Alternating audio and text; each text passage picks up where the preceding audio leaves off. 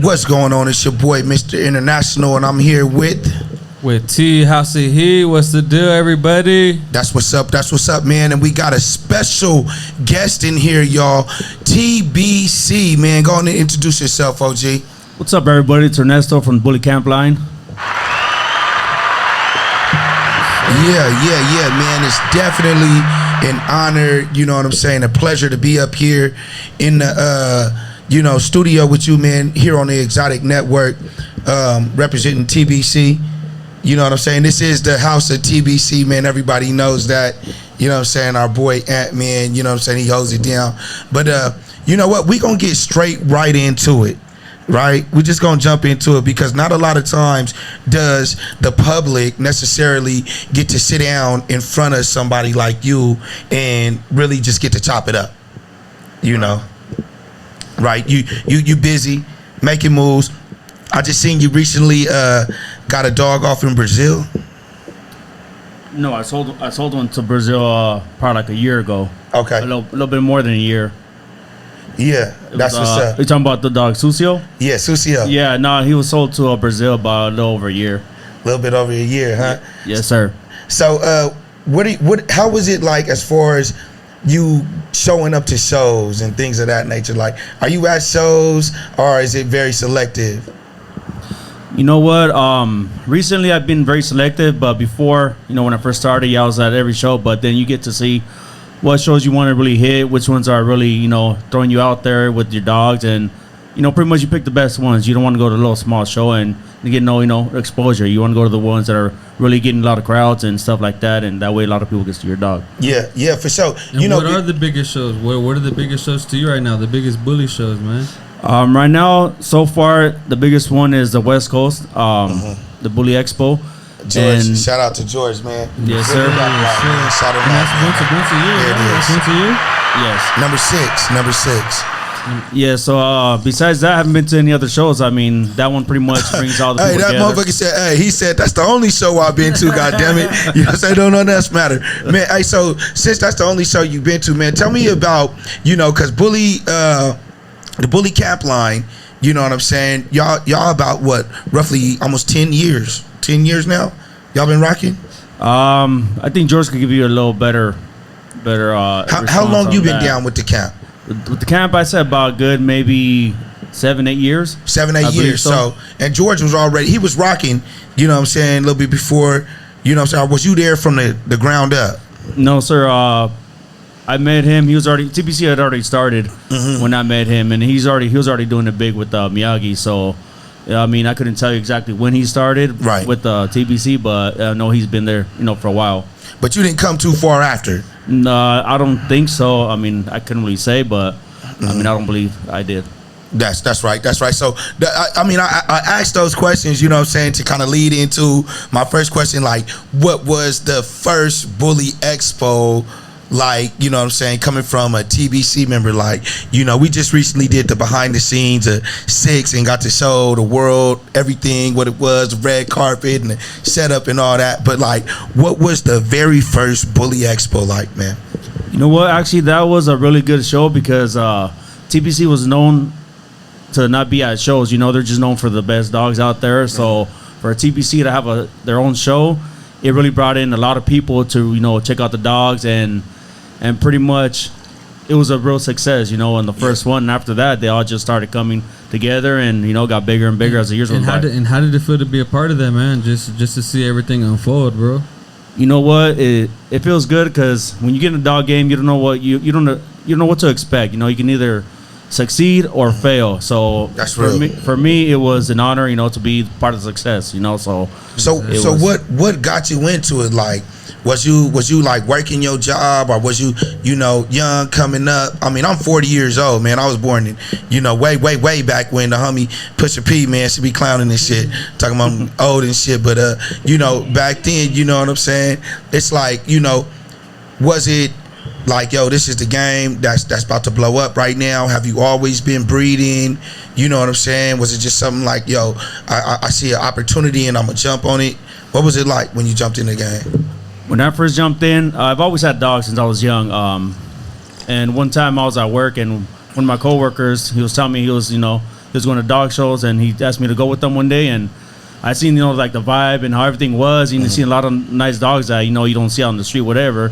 They're at shows, so I kind of like I liked it. I liked the environment, and I wasn't really thinking into going into breeding, but just being around that environment. And then after a while, you start like seeing how everything is, and then from there, I just started doing my homework and just pretty much seeing what blood was doing, what dogs were hot, and what pretty much what dogs to put together to try to create something that you would like. That's real. One of the key things that you said is doing your homework. You know what I'm saying? Your research. Yes, sir, you know what I mean? Yes, And a lot of youngsters jump in this game just thinking because they hear a name that it's going, you know what I'm saying, solidify them in the game. And that's not necessarily the truth. Do your research on these names, on these bloodlines, on these breeds, you know what I'm saying, and these breeders for that matter, before you just jump off in the game, man. So, that's some jewels, man, doing your homework. And with you saying you're doing your research, man, what was the first bloodline, man, that you first got into? When I first got into like the main bloodline was Miyagi and the Bullseye blood. And when I first started, pretty much what I did is I had a few dogs in my yard. I sold all of them because I seen something that I really wanted, and so I seen what blood was hot. So I bought got a female. I had the blood I wanted. Like I said, I did my research. So I had my female, bred her to Karate Kid. That's how I got to produce Kung Fu Panda. Kung Fu Panda. From there, just everything blew up after that. So what kind of dogs was in your yard? Was it the Gotti, Razor's Edge? Like was those type of dogs that was in your yard before you went Bully?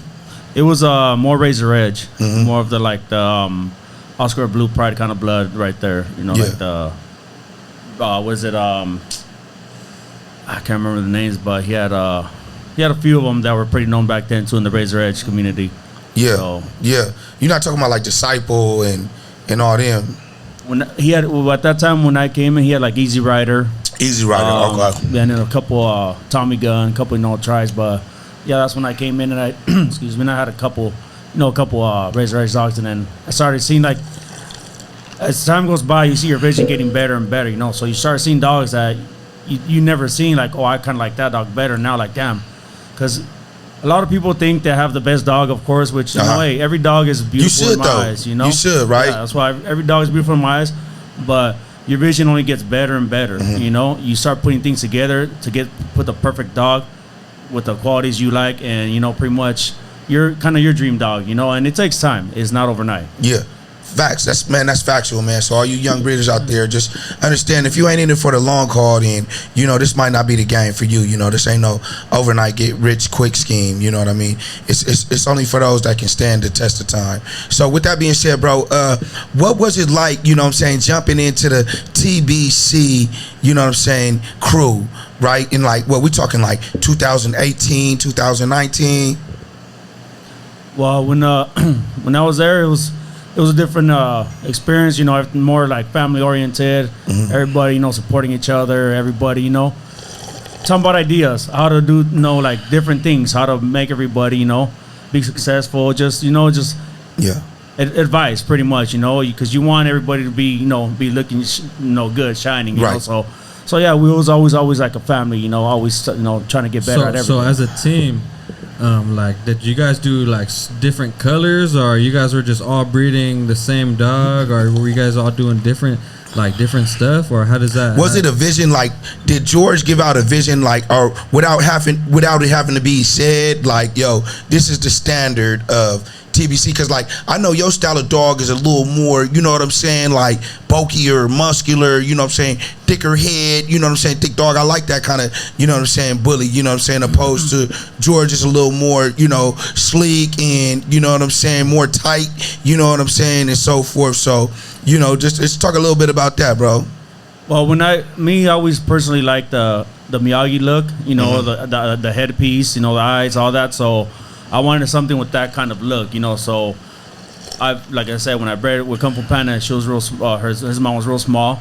I bred to Karate Kid, and I got pretty much. She downsized it with a big, Miyagi blood head, big, and I mean, he's never said, "Oh, you got to breed only to my dog." Like some kennels, Right. they like to tell people, like, "Oh, you want to join my kennel? You got to breed only to my Yeah, yeah. dog." No, I mean, he never said that. It was always, you know what, we pretty much everybody from TBC loved that look too. So Right. what, He just knew you were putting in work then. So he was Everybody already believed in that look. You Yeah. know what I'm saying? Like that was the movement, right? So, this I mean, when we talk about this, it's still so relevant right now to this day, Yes. right? But what a lot of new breeders don't understand is that there is a formula, you know what I'm saying, to get success like TBC, to get to that Yeah. success. It didn't just happen overnight. It wasn't just like, hey, we got a fucking dog, now we're the best. Like, it took multiple people to buy into the process, understand it, put their own twist on it, but stay true to the program, you know what I'm saying, and those types of things. So I think emphasizing that to everybody out there will give us a broader perspective on what it really takes to get to that level. You know what I mean? So with that being said, bro, as y'all going in, man, and everybody is, masterminding, sitting at the table, trying to come up with the next best thing within the camp. What we call it a friendly competition, right? Mm-hmm. Everybody looking out for each other. Bully Expo 1, Bully Expo 2 has happened. You know what I'm saying? What was your travel like? Because we talked about it earlier that you just sold a dog over in Brazil not too long ago. Like, did that have something to do with like your international travels or anything of that nature? As far as Brazil, that kind of came with one of my kennel partners, Lauro. He's out there in Brazil, so he pretty much opened up that door on that side, and then the people out there, they liked what they see, and they would hit him up, say, what, can you talk to your partner, see if he wants to sell? I mean, but as far as like China-wise, going over there, that did open up a big door over there. Got to meet all the key players, the ones who were buying the dogs, and during that time, it's just like TBC did it What first. What year is this, bro? Just you don't mind me asking. No, the the first trip was, I think, in 2016. 2016. And Sheesh. You went to China in 2016? Yes, I went 3 times to China. And how was it just being out there, man? Like You know how was what? the culture? Hey, what was Ant like? Was Ant talking and shit, or was he nervous? Was he just there with the camera? I'm just hey, he gonna see this later on. I'm talking shit, man, because we talked about this in one of the earlier podcasts, bro, like about that China trip, man. But go ahead, man, let us know, bro. Well, on the first one, he wasn't there. He was there on the next one. But on the first one, they had their own camera crew, everything. But it was a real good experience. They're real humble out there. They treat you with all respect, and the hospitality that they gave you over there is overwhelming. It's it's something you really cherish. How they were out there. Celebrities out there, huh? Basically, in the dog scene. I mean, I I wonder what really made the game just blow up out there in China like that. Like, who put that stamp to say, like, these are the dogs that are going to be sold internationally? You know what I mean? Like, how did that happen? That, I don't know. I just remember George hitting us up, one time saying, "Hey, you know what? We got an opportunity out there in China. Go promote, go meet people and stuff like that, and open up the market, for open up doors for us, And I mean, I think George's the one who opened up that door, I believe, So it's safe to say George is the first one, you know what I'm saying, to really go internationally. Yeah. I mean, I don't know anybody else outside of that, you know what I'm saying, to be international overseas, making those types of deals to get the game where it's at right now, because it's still hundreds of thousands of dollars, you know what I'm saying, being a handle between here and China. So, yeah, man. Yeah. That's dope. Yeah, That's dope. Yeah, so right now it's the Philippines right now is doing the big moves now. Yeah. They're I think they're gonna be like the next China. They're buying a lot of dogs for a good amount of money. You said who's buying dogs again? The Philippines. The Philippines? Yeah.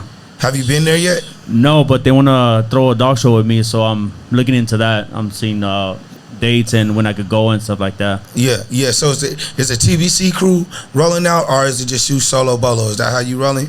No, to me it's always with the crew. Of course I'm gonna tell everybody. But they hit me up because I had sold 4 dogs out there, and they wanted to know, pretty much wanted me to go out there and do like a show with them or be a judge or something. But of course, like I say, if I go over there, I'm TBC, so of course I'll let everybody know, see if they want to go, and hey, everyone's more than welcome to go. Hey, but that shit sounds big, bro. Because I feel like as a breeder, like that's everyone's goal or dream to start selling their dogs internationally, and or even partner up trying to throw a dog out in the Philippines. Man, that sounds crazy to me. Hey, most motherfuckers can't even sell a dog outside their own city, so you know what I'm saying. To get that motherfucker out the country, man. You know what I mean? That's a definitely an honor, man. Yeah, Great accomplishment, man. With that being said, bro, out there in the Philippines and in China, like, how do you feel that the game has evolved? From then to now, you know what I'm saying? So like you sold dogs overseas in 2016, yeah, and you sold dogs overseas right now. Like, yes, what's the difference in the game?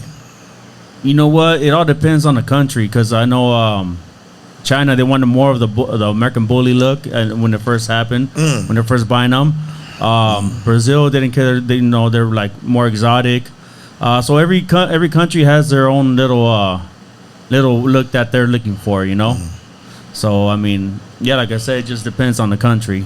But I remember when China, Panda was the first when they were selling all the dogs. They didn't want no dogs without tail, and Panda was the first dog that sold without a tail. So he opened up that door for the exotics out there, and opened up the market for them. And after that, they started selling a few more, and that's when Bolo was sold out there. Okay. After that, so it was.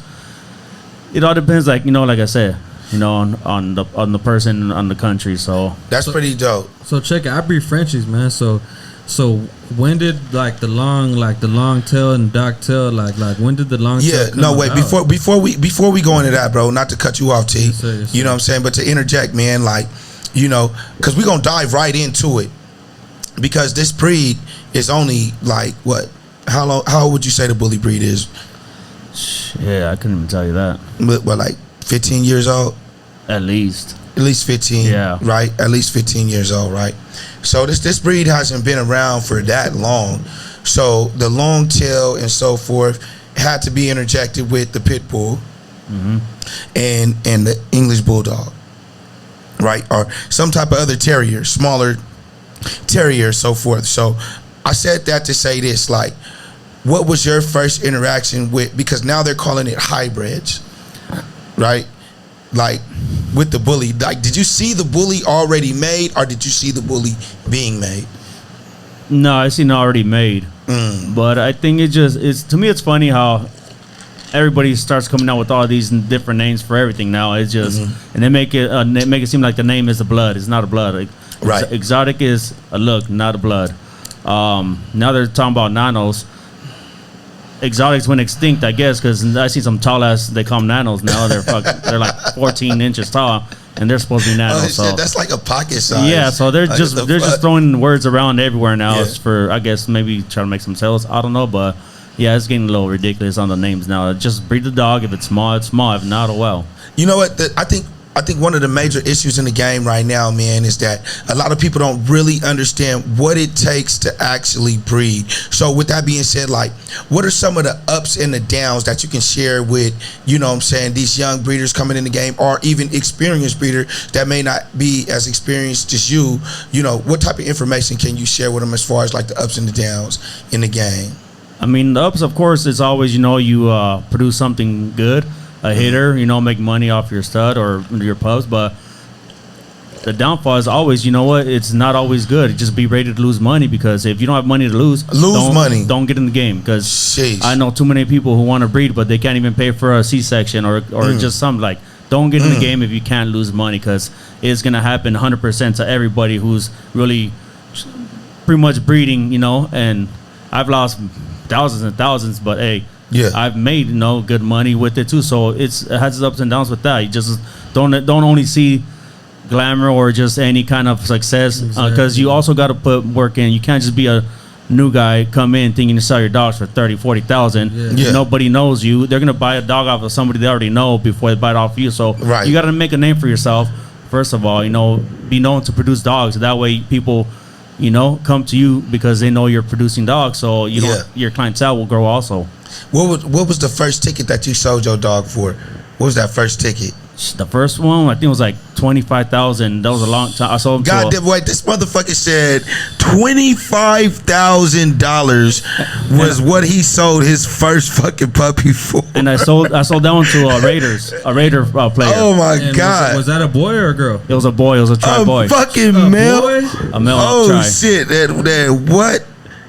Yeah. God damn, man! I don't know what button to press on this motherfucker, but it's some button to say, "Oh shit!" And that You know was what I'm your first The first big sale. No, that was just the first big sale I had, and that was a long time ago. But What year was this? Damn, this was like 2013 maybe. So check it. Oh, so this check early. it. Hey, what did you do with that 25K, man? Invested. You invested it back yes. into the program, Yes, or in the program. that's right. That's right. Yeah, because you can't just. That's the problem with some people. They like to do. They'll get some money, they'll spend it, and then that's it. You know, they don't put money in the program, Exactly, and then it just exactly. stays. Their program stays at a standstill because Hey, he just dropped a crazy gem right It's, there. it's you all guys. kinds of buttons on this motherfucker that we can press to say gems and bombs and shit. But Hey, Anthony know that shit. Hey, but with- he dropped some crazy shit. You guys, Yeah, hell you yeah. guys make a big sell. You know, you better reinvest back into your program because you know, like your program brought you that money. You know, so why wouldn't you want to reinvest that 25K back into your program? You know, so you got to take some notes. With that being said, bro, was it a lot of people like pushing like the financial literacy, aspect in the game? Because it was a lot of money being, in transaction, man, hand exchange, a lot of money. Talking about $25,000, like that's most people's salary that's living off of, every day. So like, was there any kind of like influences that you had to say, I need to invest my money in not outside of the program, but in these specific areas of my program? You know what? One thing is invest always in your females, because those are the ones going to help you out a lot. I've always had a really good job. I have a career, so. So you work too. You don't just breed. No. You also work. Yeah, I have a career too. So I mean, Yeah.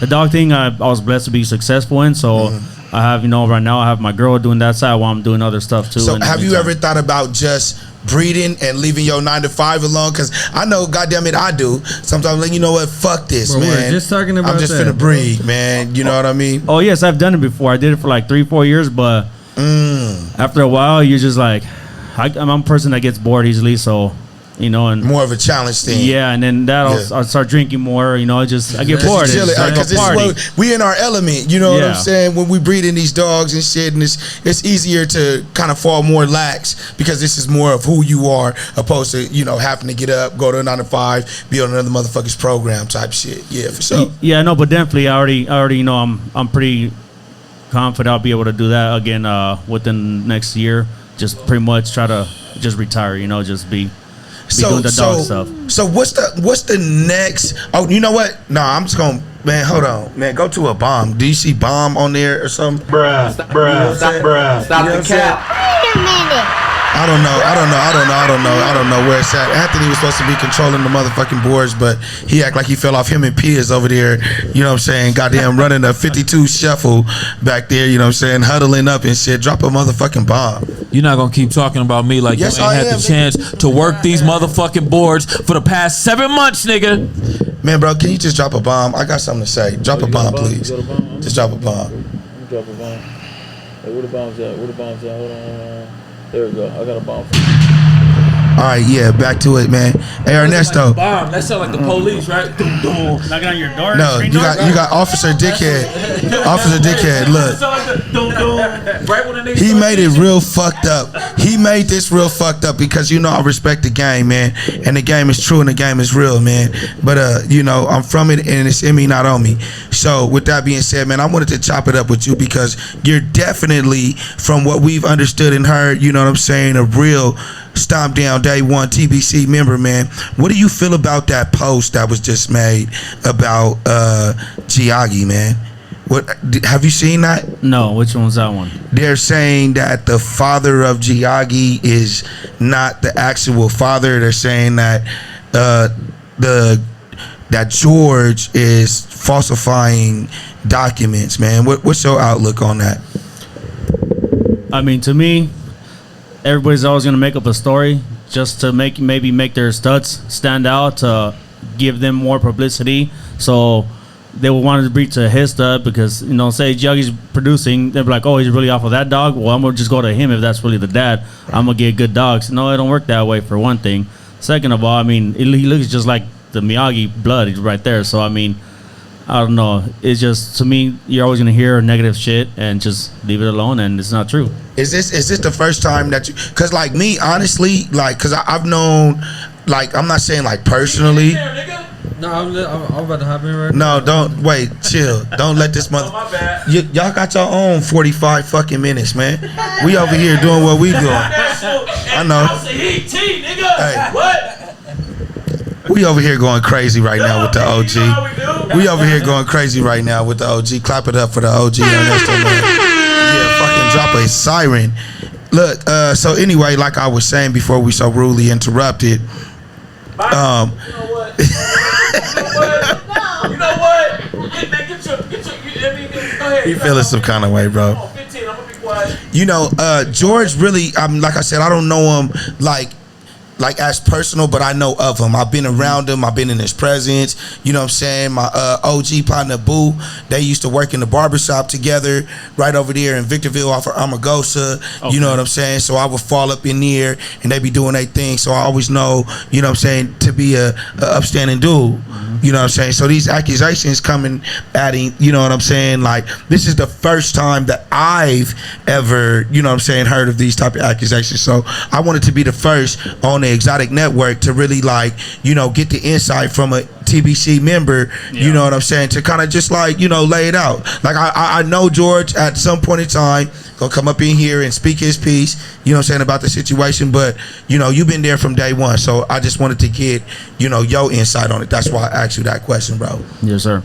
You know, so, but for sure, but anyway, back to it, man. So, 25K, right, overseas. You know what I'm saying? No, that one, the 25K was to the Raider player. And for the Philippines, how much did you sell that dog for, man?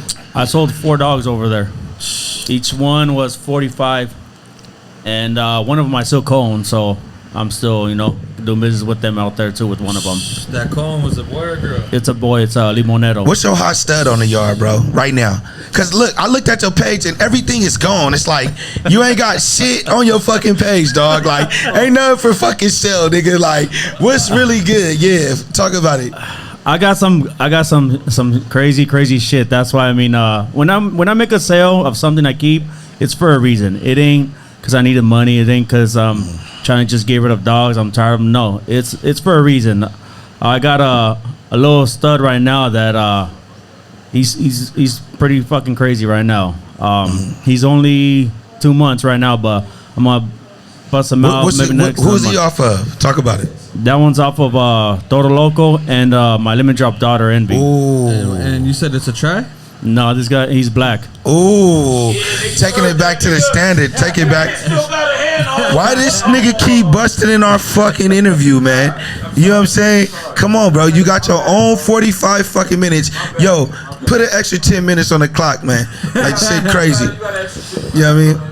Dude, this motherfucker. So how do you? So with black dogs, do you feel like certain people won't want to breed with black dogs? I see it like this. I always had structure in my yard. I never cared for the color. The color was a plus, and I bred to some colored dogs that actually have the structure also, and I put all that together, and now I can produce any. A lot of people say that the color comes from the English Bulldog. How do you feel?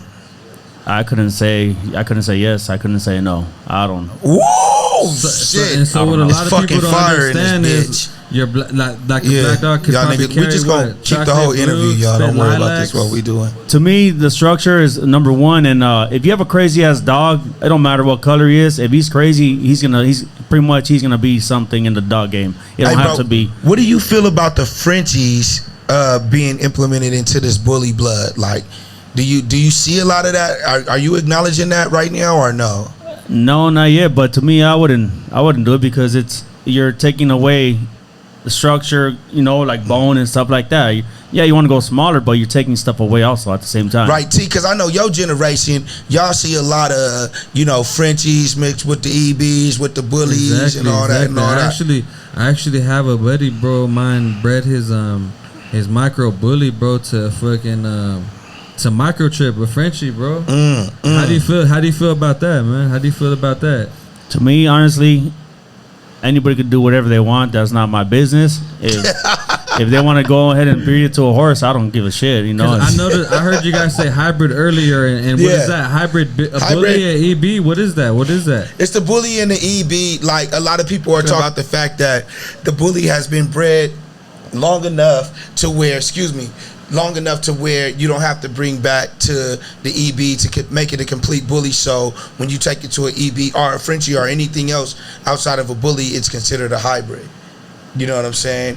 I mean, right now, I think the most predominant hybrid is the bully and the English bulldog. And the English bulldog. I actually been seeing that a lot lately. I've been like, I think it's the next way, but it's just so crazy how it all comes back full circle, though. But, like, you know, chopping it up with bro, like, he came in, you know what I'm saying, right when, like, I know you probably heard of some of the situations that was going down in order to create the bully, maybe not necessarily be involved in it until it was already developed. Like, you know, I'm gonna do my shit with my pit bulls and so forth, and then, you know, okay, this shit is happening, so I'm gonna jump into it. But, you know, that's pretty much what was going on, man, and a lot of fucked up shit was happening. So I guess, like, right now in the game, if that's what you're gonna do, that's what you're gonna do. Yeah, because I actually seen, I think when I first started seeing dogs, I actually seen, I think, an English bulldog female bred to a bully.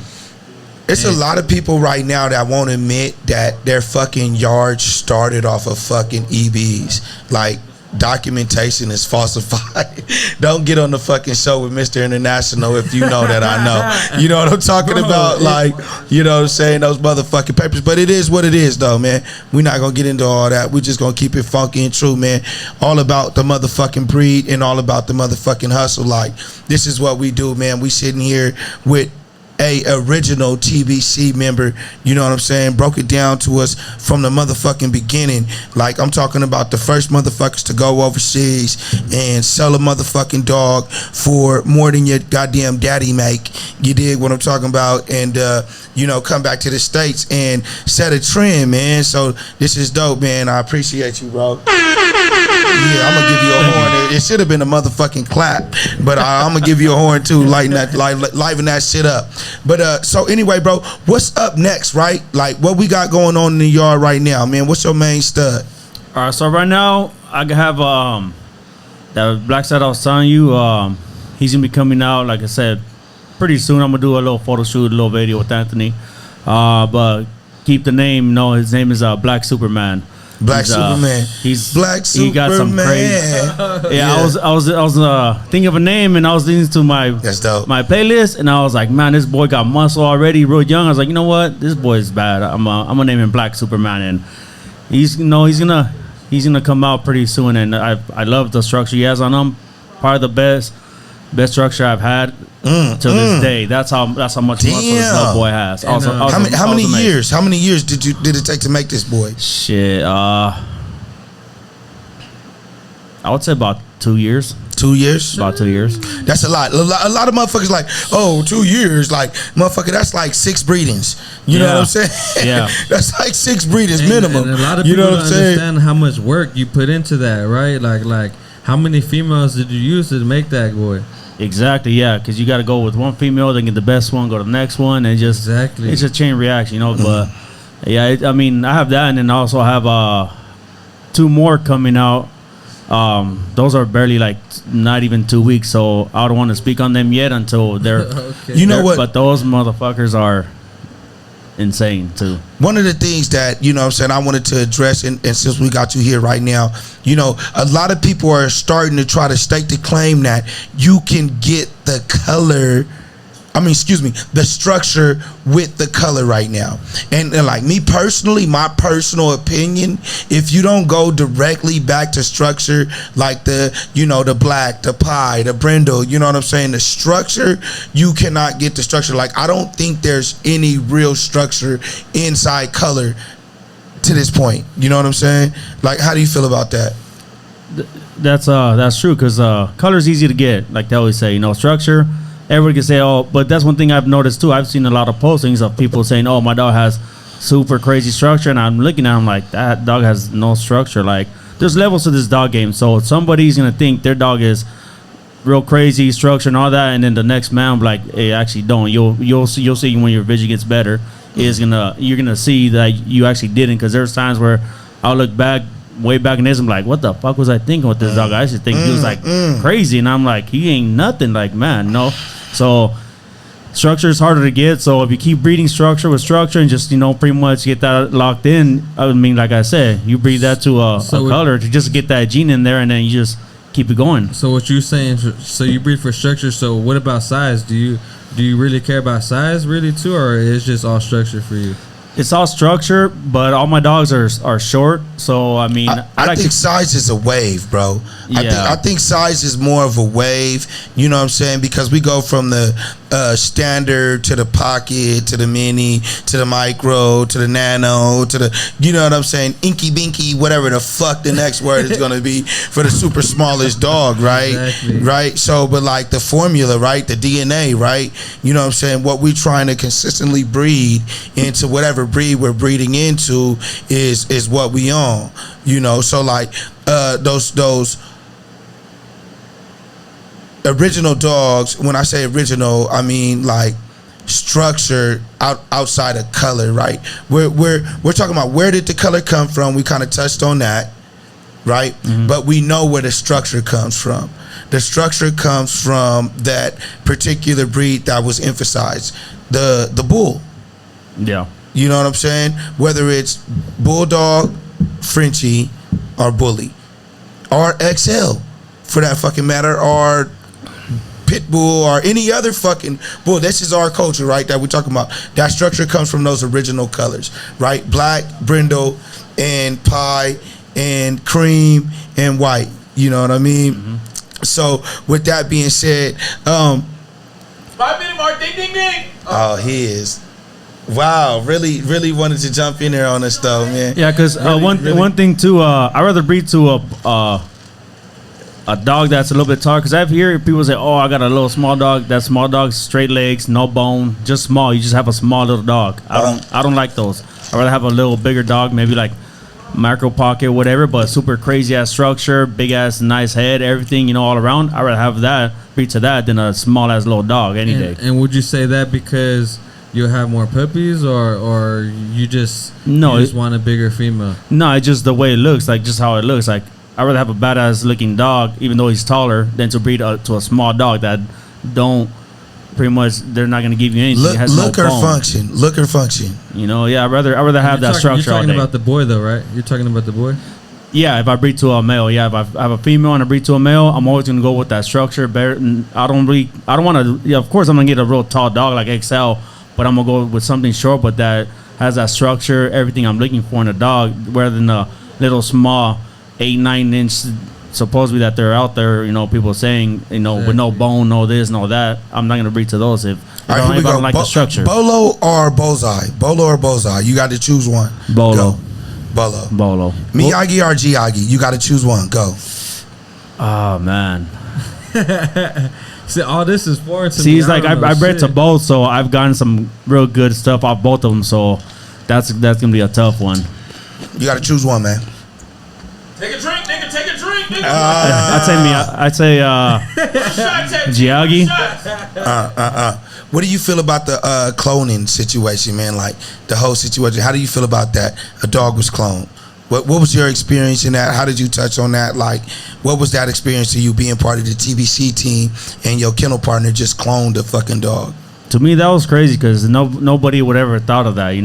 They would have just let the dog go, and that's it, and try to create another sub. But to do that, that's thinking outside the box and just know some crazy shit that, like I said, nobody else would have thought of. Would you ever clone a dog?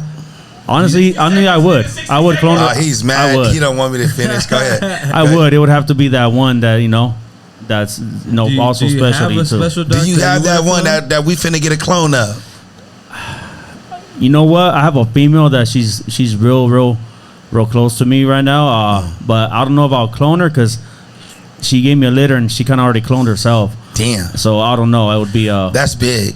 It would be and she gave me 2 of them too. Because the dog I'm talking about is Tinkerbull.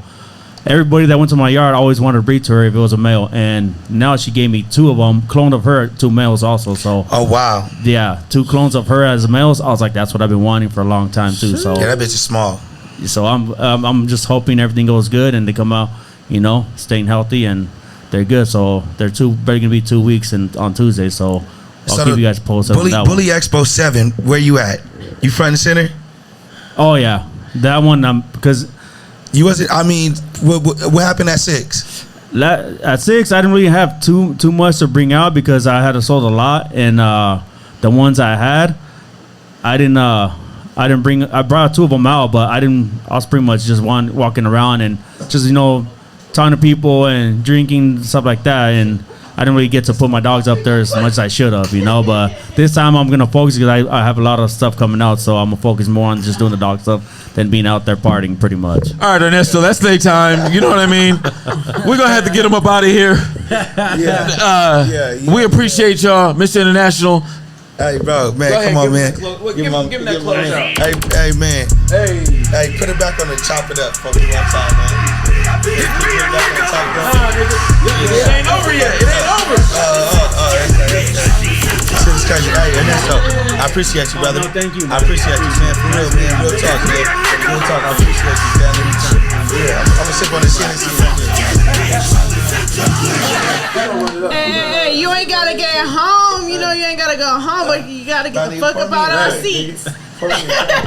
Pull up. Hey, you need a brew? Hey, you too, man. Yeah, man, the Bully Campline Ernesto, man.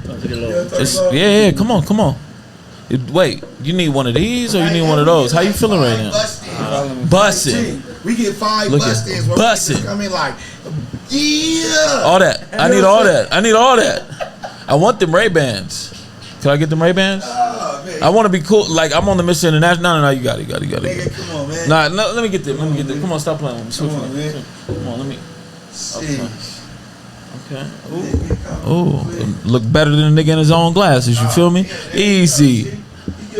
Wait, hold on. We gotta get my man Ernesto right. You know what I mean? We got family in the motherfucking building right now. TBC in the building right now. What you sipping on? You want another brew? You want a drink? What you talking about? You want some nachos? You want some burrito? What you want? I'm gonna say late before. You out? Yes.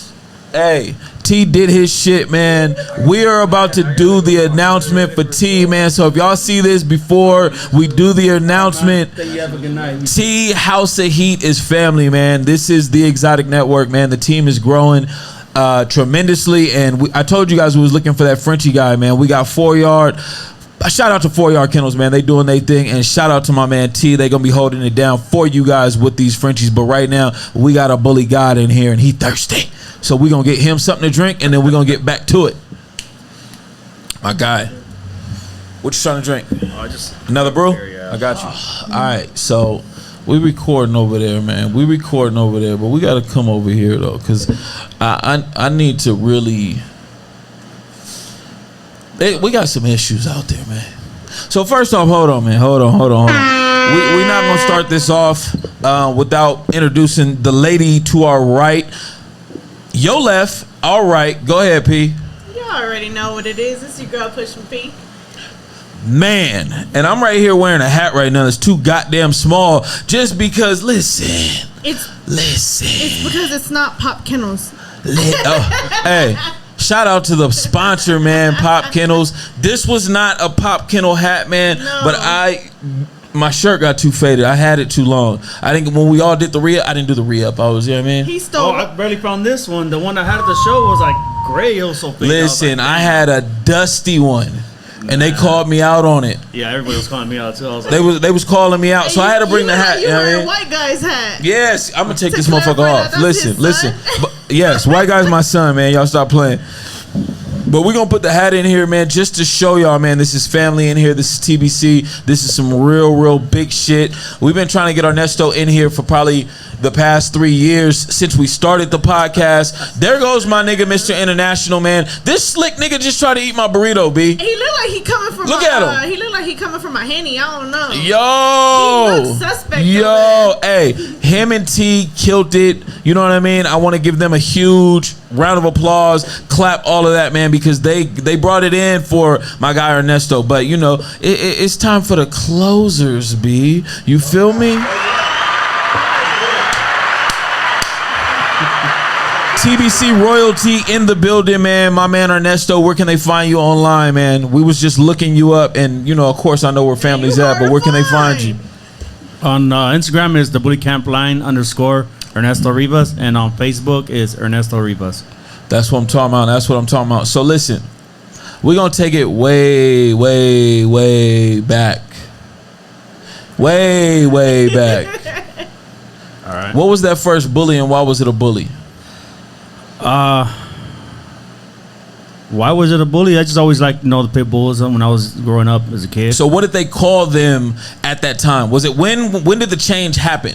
When would you say the change from it's a pit bull to now I'm breeding bullies or exotics or, you know what I mean, pockets, da-da-da-da-da. Like, all of that shit came later, but when did the change from, nobody got a pit bull right now. Nobody's claiming they got no pit bulls right now. I mean, big niggas that got XLs still have pit bulls. There are, I don't want to say they're not out there, but pit bull breeders aren't proud to have pit bulls. Regular pit bull breeders. Of my motherfucking pit bull. I'm proud of my pit bull. What's his name? I'm a pit bull breeder. What's his name? Her name is Egypt. Egypt. Off a Jeep. Is she off black? A Jeep line. Yeah, she's a brindle. She's black as shit. Little black. She's a brindle. She's a brindle. Okay. She got it all. She got it all. She's in there. Okay, so we got one proud owner. This nigga got everything. So first of all, when we talk to Mr. International, I gotta put some respect on my man's name before we get all the way into this shit. My nigga's a breeder's breeder, but to us here at the Exotic Network, he is Mr. EB. So that's what he covers, that's what he's in, and that's what he does for us. But the nigga got Frenchies, he got bullies, bulldogs. Don't believe that bullshit. Don't believe that bullshit. That's two, nigga. You know that's two. That's two. You get like That's two. You said three, right? Five. He He got two, he got a couple three more. left. Okay. But let's get back to Ernesto. My bad. I'm a little faded right now because this family It's in the all building. good. Normally I don't try and be faded before the interview. I like to get faded with you. My fault. I walked in. P did that. She came in with a full bottle after we done already knocked back a bottle, and then Ernesto brought a bottle to go on with the bottle. Vodka. And, It happens here. It happens here. So let's get into it. Might be the most sober ones here. I need to for the answers. He need another shot. That's what I'm talking about. That's what I'm talking about. We could get you an Uber home, nigga. I'll pay for the Uber. You can come get the truck in the morning. Nigga, you live around listen. I'm sober. I'll drive you home. See what I'm talking about? We got rides. That drink right there? Is Limoncito there though? He gonna leave with me. He's in the Philippines. Hey, shit. You have to get a long Uber. He gonna wake up with his dog on. Wake up with that dog on. Hold on, we got to switch something up real quick. I just seen something wrong. But get into that, man. Get into that. When did that happen? When did the breed change from for you? Pitbulls? Let's go for you. I would say like in 2007. That's when I got my first American Bully, and he was like, it was a standard sized dog. After that, that's when I started going to dog shows and started seeing what was out there, and pretty much learning the bloods and everything that like the different looks and just something you like, and you're like, oh, you know what, I want a dog like that one, Right. Now back then, who was throwing the dog shows? Because it wasn't George in 2007. So who was throwing those dog shows, and what were those like compared to now? It was I know it was an ABKC show. They were cool, for me, I didn't know what to expect at the time, so I don't know about being a packed show or nothing. But now compared to now, it's way different because there's more breeders. There's a big clientele now, and a lot of people out there want to get into it. So you can see a lot of them at the shows now, and they're more exciting now. This is more exciting now than it was before. So how the fuck did you get into one of the most prominent kennels. Elite kennels. Elite. Yeah. Big boy status. Hold on. Oh my God. Big boy status. How did you? What were you in a kennel prior to? Did you have your own kennel before you jumped into TBC, or were you just Ernesto with some fire ass dogs, and then you came across And a good vision. Miyagi? I had my own. I was on. Had my own kennel, just me. I first met Chewy. Chewy, he's the one, Ghetto vet? No, What Chewy? Bellflower. Big Chewy. Yeah, real humble guy. Shout out to family. That's family right there. Yeah, he's pretty much all much respect to that guy. Give it all to him. Humble guy. Yeah. Still a real good friend to me. He got me. I started kicking it with him more and more, and then I got to meet George, and everybody's real cool, and they were just all humble people, more family oriented, and I like that. Because I'm For you more new breeders, that's Big LA. That's where Big LA came from. If you guys go back and you guys watch the podcast, that's who Big LA is talking about, and that's where the name came from for the dog and himself. Yes, Chewy was one who. History, nigga, history. We're not playing. He's the one who produced Mr. Big International LA. ain't the only one that got it, nigga. Oh, my bad. Okay, I'm You good. ain't gotta be a dog breeder. I got the hot sauce, nigga, but no burrito, nigga. Stay away from my burrito, nigga, over there. I see you, nigga. Yeah, Chewy's the one. One of the owners of Big LA. He's the one. Pretty much put them on the map. Yeah. So yeah, big ups to him for that. So he brought you into TBC. How did the introduction to George and the rest of the guys go? Because it don't just go Chewy gets to walk you in. Is that how it went? Did Chewy just get to walk you in? Or? Find out y'all jumping people. Yeah. These niggas trying to whoop my ass in the front yard. I went to the yard like I was ready, and they was laughing in the front like, oh, he was really ready to throw him. Yeah. He came out with a wife beater ready Right? to take people out. And that was when I was buff, nigga. That was before my girl came around when I was still hoeing. Oh, Nigga, I had the things. That's when I was still hoeing. You know what I mean? I was out there. That was when I was hitting the gym, nigga, trying to look like Miss International, nigga. On the prowl. I was a nasty nigga. Oh, my bad. Go ahead. I'm sorry. Yeah, I'm sorry. I'm sorry, P. I'm sorry you had to hear that. Can I get a shush? Sheesh. I'm about to go take a bite of your mother. That's number 3. The You were disrespect, you that hey. was number 3. That might have been 2 because he interrupted and he's taking a bite of your burrito. Ooh, That counts as 2. he got to find a burrito first. Okay, so how did that happen? You eating my taco? Right? No, I don't got none. I was just joking. All right, so I don't know. I take it because how it is now. George asks everybody in the crew. What do you guys think about him? You like him, this and that. We all pretty much gotta vote him in. To be from there. So I'm pretty sure that's how it happened with me. And the first time I kicked it with all of them, it was at a Christmas party that George threw, and I got to meet everybody there, and everybody was real cool and like I said, real humble and I just like the whole vibe, everything. Right. So listen, we're gonna take it from back then, and we're gonna jump all the way forward because the game has changed tremendously. Mm-hmm. Right. So when you got in off of love and respect, but nowadays you can buy your way by franchising, right? Or having a little buzz and getting in through something like the connection, right? And there's nothing against any of these ways of putting their kennel together, but what do you feel like the difference is between the way you got in and what's going on right now? I think now more is more talk than showing, because when I first started, nobody ever sat there on tables yelling or have to throw like a big ass novel on your post on how it's the best, how this and that and crazy. Just throw your damn dog up there, say who it's off, what's his name, and that's it. People like him, they like him. You don't have to convince nobody when you produce good shit. That dog shows though, when they could tell they're losing and they start yelling out all the bloodlines that's in their dog. Yeah. They start. I'm like, this is 3 times, and everybody's they need as much help like as they could get. The dog's not doing what he's supposed to, so they need as much help as they could get. It's like now, if your dog ain't getting known, you got to get known. So you got to go on there and start going on all these lies and start doing all this shit. So the breeders have a personality over the dogs being able to speak for themselves. Yes, I remember when I had a Kung Fu Panda, there's a few people that when I see him at dog shows didn't even know I owned him because I'm not out there. I never showed my face. That's why it took 4 years to get you on here, nigga.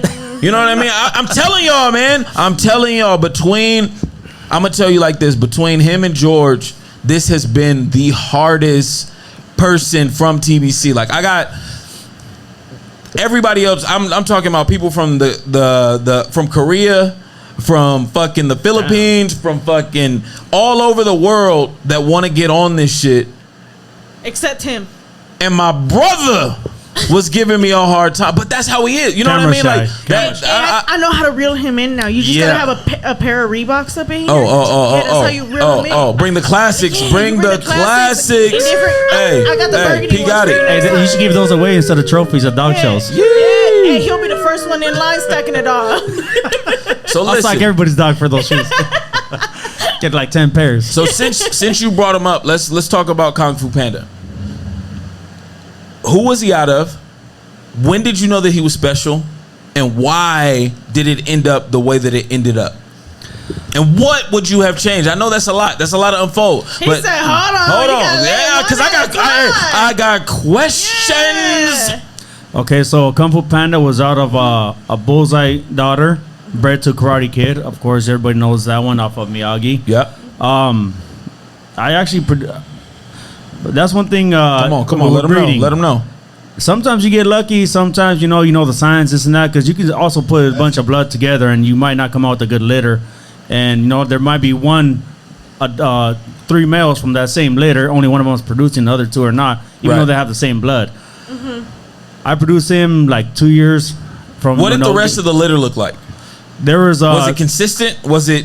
you know what? It was a 3 in the litter. Okay. It was another male, real big head Karate Kid clone. Yep. And the other one was a female. She ended up dying within like 2 days because she had a cleft palate. So, she didn't survive. But then I sold the male and then just kept him. And I just didn't really think too much of him because I almost sold him a couple of times.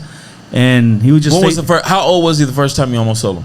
He was 6 months. Okay. At what age do you know that you want to keep them? See, now, back then I didn't really have too much experience, so I didn't know, like what to look for too much. But now I could right off the bat, either when they're born you see them different or just you have the eye now. Yeah, now I like to keep every dog at least till 3 months because how many litters would you say it took you to get to that point? I would say it took me like 3. 3 litters before you could look at a pup and say, "Oh no!" I thought when I got Panda. No. It took me a while. Okay, it took me a while to be able to get the eye for it? because that's how you start seeing certain dogs and you see them develop and you start seeing the same traits kind of thing. in puppies. Traits. Yeah, and the other ones you're like, okay, you know what? Did you whelp your own litters? Yes. You did. Yes. So how do you feel about whelpers? breeder? Yeah. How do you feel about whelpers? Do you feel like you have to know how to whelp in order to be considered a breeder? You know what?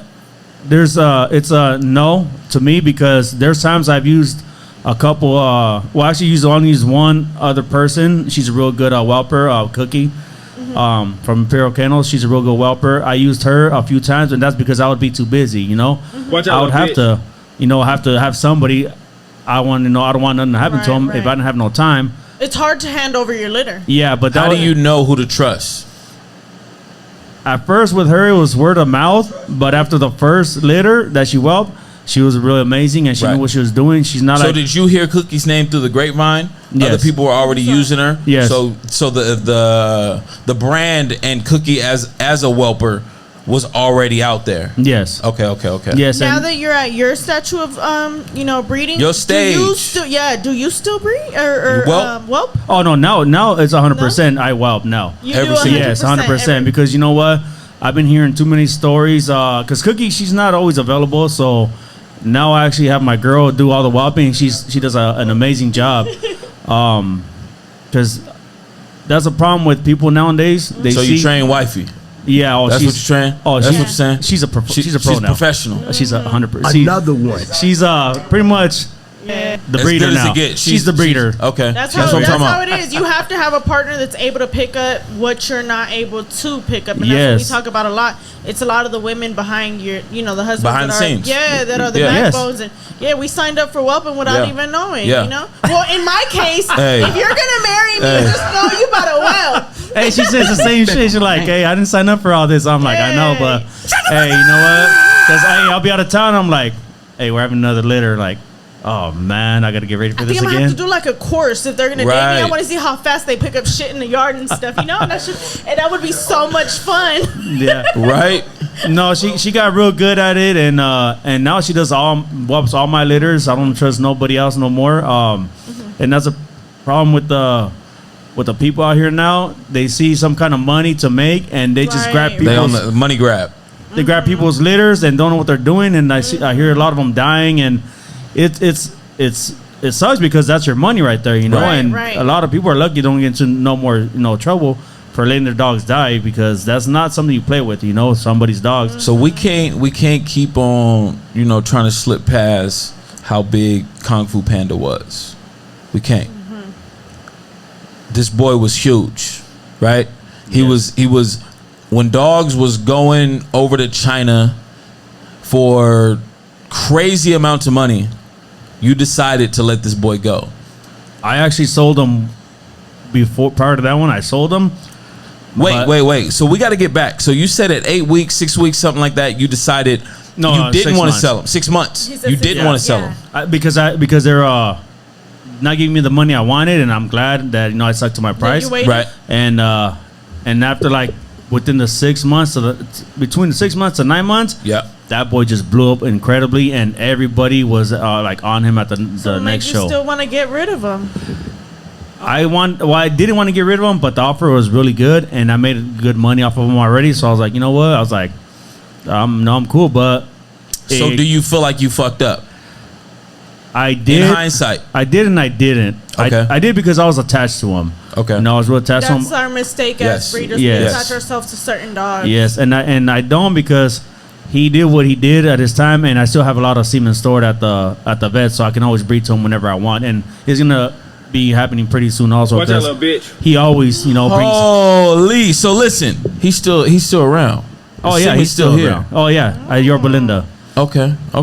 So I'm gonna breed to He him. got because some Kung Fu hidden Panda's back still there. here. Y'all hear that? Know what I mean? That's crazy. Exclusive. Only here on the Exotic Network. Come on. And he always brews me some crazy ass females with the headpiece, so I definitely want to use him. Okay. To make certain females compact and give me everything, you know. How do you feel like Kung Fu Panda would hold up against the studs that are around today? Oh, I think he'll be fucking great still. Still. because a lot of these breeders are showing a lot of color with no structure, nothing. Yes. Just color. That's it. That's what I have to offer, and Are there I don't believe in any that. studs outside of TBC that you are like looking at that you do like? Yeah, I bred to a few studs. I bred to one of them was the first one I bred to was Dizzy Devil. He's a Why Dizzy Devil? I liked how he was, and he would compliment the female at the time. And honestly, that litter came out incredible. Okay. So it actually hit exactly what I wanted. How much? Now listen. With a breeder of your caliber, how much relies on the female over the stud that you take the female to? Because right now we're in the era of everybody breeding to what's hot, right? How much of that relies on the female that you're bringing to these hot studs? The majority of it, I mean, the stud, yeah, of course. So listen, if we're we're talking 100%, we're talking 100%. How much is on the female? I would say like 70, 80. Ooh, It's very important for the Saying is don't female. bring your raggedy ass females to these studs. Hey, why do you think all these people who breed to these hot studs don't come out with the next thing? Because they keep Right. bringing some raggedy females going to a hot stud, and they end up looking like the female, not even the stud. right. So Right. you got to have a real good female to compliment and give you something good. Okay, so let's go here. Let's go pre 2019 breeders to pandemic breeders. up to date breeders. What's the difference? What are these pandemic breeders came in Pre 2019. No. But that's when the bag got crazy for these Yeah. little niggas that didn't have the bag to push it. Wait. Mr. International, come here. Come on. No.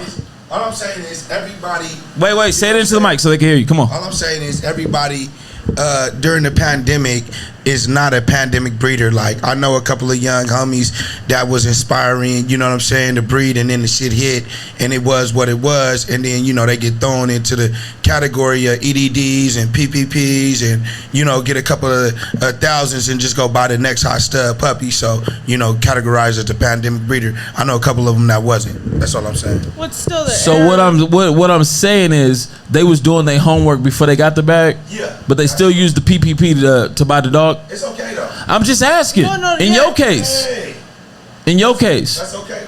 But I feel like no, because you was talking. You said listen. You said in your case, you know a couple homies, not in your personal case, not talking about Mr. International, right? Because nigga, I'm sick of seeing the bulldog, the shit when you was 18, 17, nigga, and you telling me that you been breeding for motherfucking 20 years, nigga, and you sending me pictures every other day of when you was really doing it. We're not talking about you, Mr. International. We're talking about the homies. I feel you, my bad. You used your homies. fifth and last interruption Ya for no quieres the más. homies. Ya no te quiero oír. Did you hear me? You know what I mean? The way this is, what? This TBC, what? He used it on the homies. So Mr. International got love for the homies. But he's saying that, listen, Put a liquor out for the homies. everybody that bought dogs during, hey, Mr. International, we love you. It's all family. It's all love, man. I love what the Exotic Network is doing as a whole, and this man has been a pioneer in helping put this shit together. So we got to make some noise for that man. But he out of here, so we can really get into it, because we got somebody who's been breeding for the long haul and is going to continue to breed. So I want to get your personal opinion on the game now. New versus old. Let's fucking not say pandemic versus not the new breeders versus the old breeders. No matter. Let's call them the OGs. Let's put some respect on their name. The OGs in the game. And when did the OGs start? All right. So what you say? Go ahead. The difference is old breeders, the dogs did the talking. New breeders, the breeders are doing the talking for their dog. Okay. So with that being said, if the breeders are doing the talking, do the dogs ever catch up? No, that's why they got to keep talking and talking to brainwash somebody to hopefully they think their dog is that good. So, for you people that are out there, do your homework, man. And really look into who you're breeding to, why you're breeding to them, and don't let the antics get ahead of what you're viewing on your Instagram or your social media feed. Like we say Because over and over, if you breeding for the bag, you in the wrong. You're in the wrong game. You're in the wrong game. You're in the wrong game. Period. How long were you breeding before you made your actual bag? Your first bag where you just was Kung Fu Panda the one that made you realize you was him, or was it a breed or a dog that you sold prior to that? Well, when I had a Panda, I had another dog. The one I was saying I sold to the Raider player. Yeah.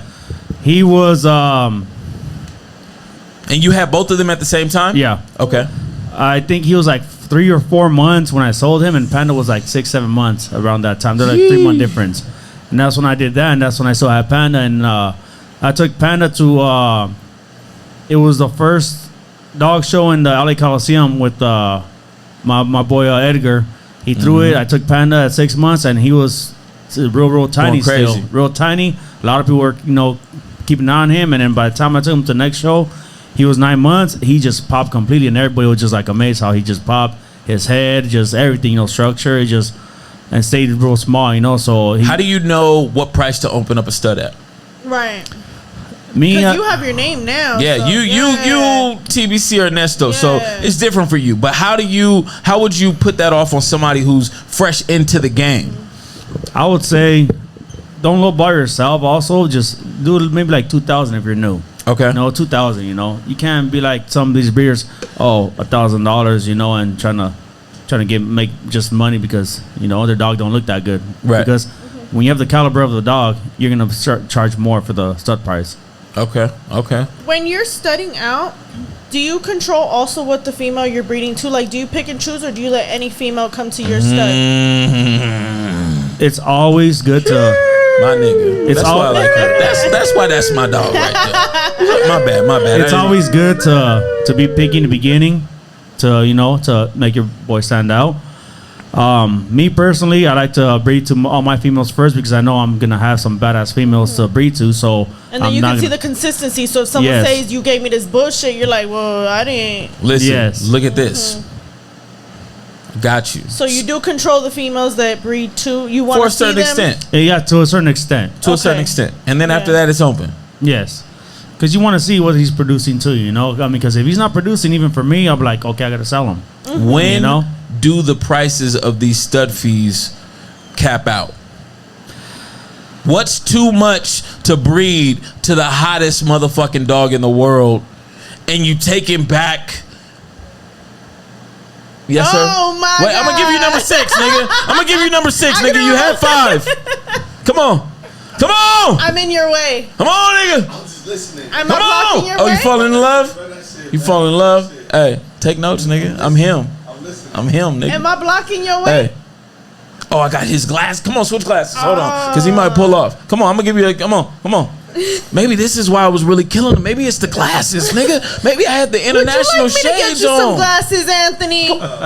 Give me my shit back, you. dog. Now we know Christmas. I need to make sure I'm really him. I gotta tell you something else. Now I know that there's a lot of people with the studs that they also want to know what the puppies are going to be sold at. That way, it doesn't devalue what they're selling their pups at. Do you also go that route? See, that's also something different too, because you could be a new breeder and you see this guy selling dogs for like, say, starting 10, 20,000. You're not gonna sell those pups for that much. Yeah, you're not known. You gotta be known to produce dogs for people to go, get your clientele, go to you and say, okay, you know what? When you have some pups, I want to pup off you because I know you produce some good stuff, this and that. But it's not only having a known dog, it's also having a good name behind that because. You got to build, like I said, your name up there also. It ain't just only the dog. It's both of you together. Right. Yeah, because I know that there is people out there that want to know what you're selling your puppies at. That way it doesn't reflect. And, you find out like, oh, my God, a limoncito, puppy is going for $1,000 out there. And you're like, wait, hold on. Why are you selling my, in a sense, my production? Oh, yeah. Yeah, so do you go that route and even go as far as asking, like, what are you going to be selling these puppies at? Or what is your vision? Because I know a lot of people also say, what is your vision prior to coming to me? That way I can be able to tell you my dog might not be the dog for you. Yeah, see, like, when I first started, it's like, I started getting better. My production started getting better. So my prices started getting higher, of course. As the better your productions are, the more you're going to start putting a price. Everything goes up. You're not going to start charging right off the bat, like 20, 30,000 if you're just if you're just saying, oh, he's off a hot stud, but it looks like shit. It don't matter. You got to still produce some badass dogs because you can have a litter, and one of them in there will be worth a lot of money. The other one will be like, what? Hey, that's you why can just give that dog pick, away. Second pick, third picks, yeah. And a lot of people think like, oh, it's just a whole litter. There's no. There's a lot of stuff to this game, and a lot of people don't understand, and they learn the hard way, and they get butthurt, and it's just a lot to this game. It ain't just just all glamour and just making money and all that. There's more to it. So would you say? Wait, Pete, real quick. Of course. We got to take a brief intermission. We got my man, Mr. International, blocked in, and we got to get this nigga the fuck out of here. They going in right now. They going in. Hey, we back, man. We got TBC Ernesto finally after 4 years. He's here in the building. Only the Exotic Network, man. It's I got a question now. Now that I got to have a little dog talk with him. Yeah, let's go. Female breeders. There's a lot of us now. How many of us were back then? When did we start popping up? The only ones that I've ever really known was Cookie from Pure Kennels, Wendy from G-Way. Other than that, those are the only two that I remember that actually stood out that were female breeders doing something back then. So I mean now, yeah, they are starting to come out, and it's good. Hey, more power to them. Right. So let's get back into this big money. He got serious. Big money. So when you're talking about selling a dog overseas, which is something that you are known for, right? Let's talk about, before we get into pricing.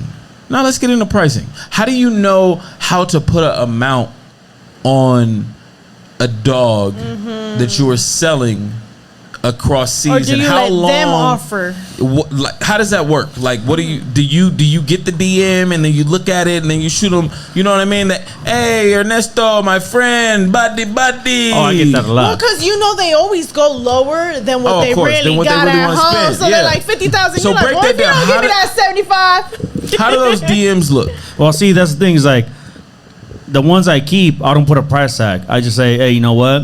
If you can Gotta offer come me, right. you could offer me something. If I like it, then we'll Right. work with it. And it's not because like she was saying, like a lot of people say, oh, try to lowball you, like, oh, I'll give you this, and then knowing damn well they could give you more, Right. And then because I had a guy one time, he was like, oh, yeah, I want to buy a female.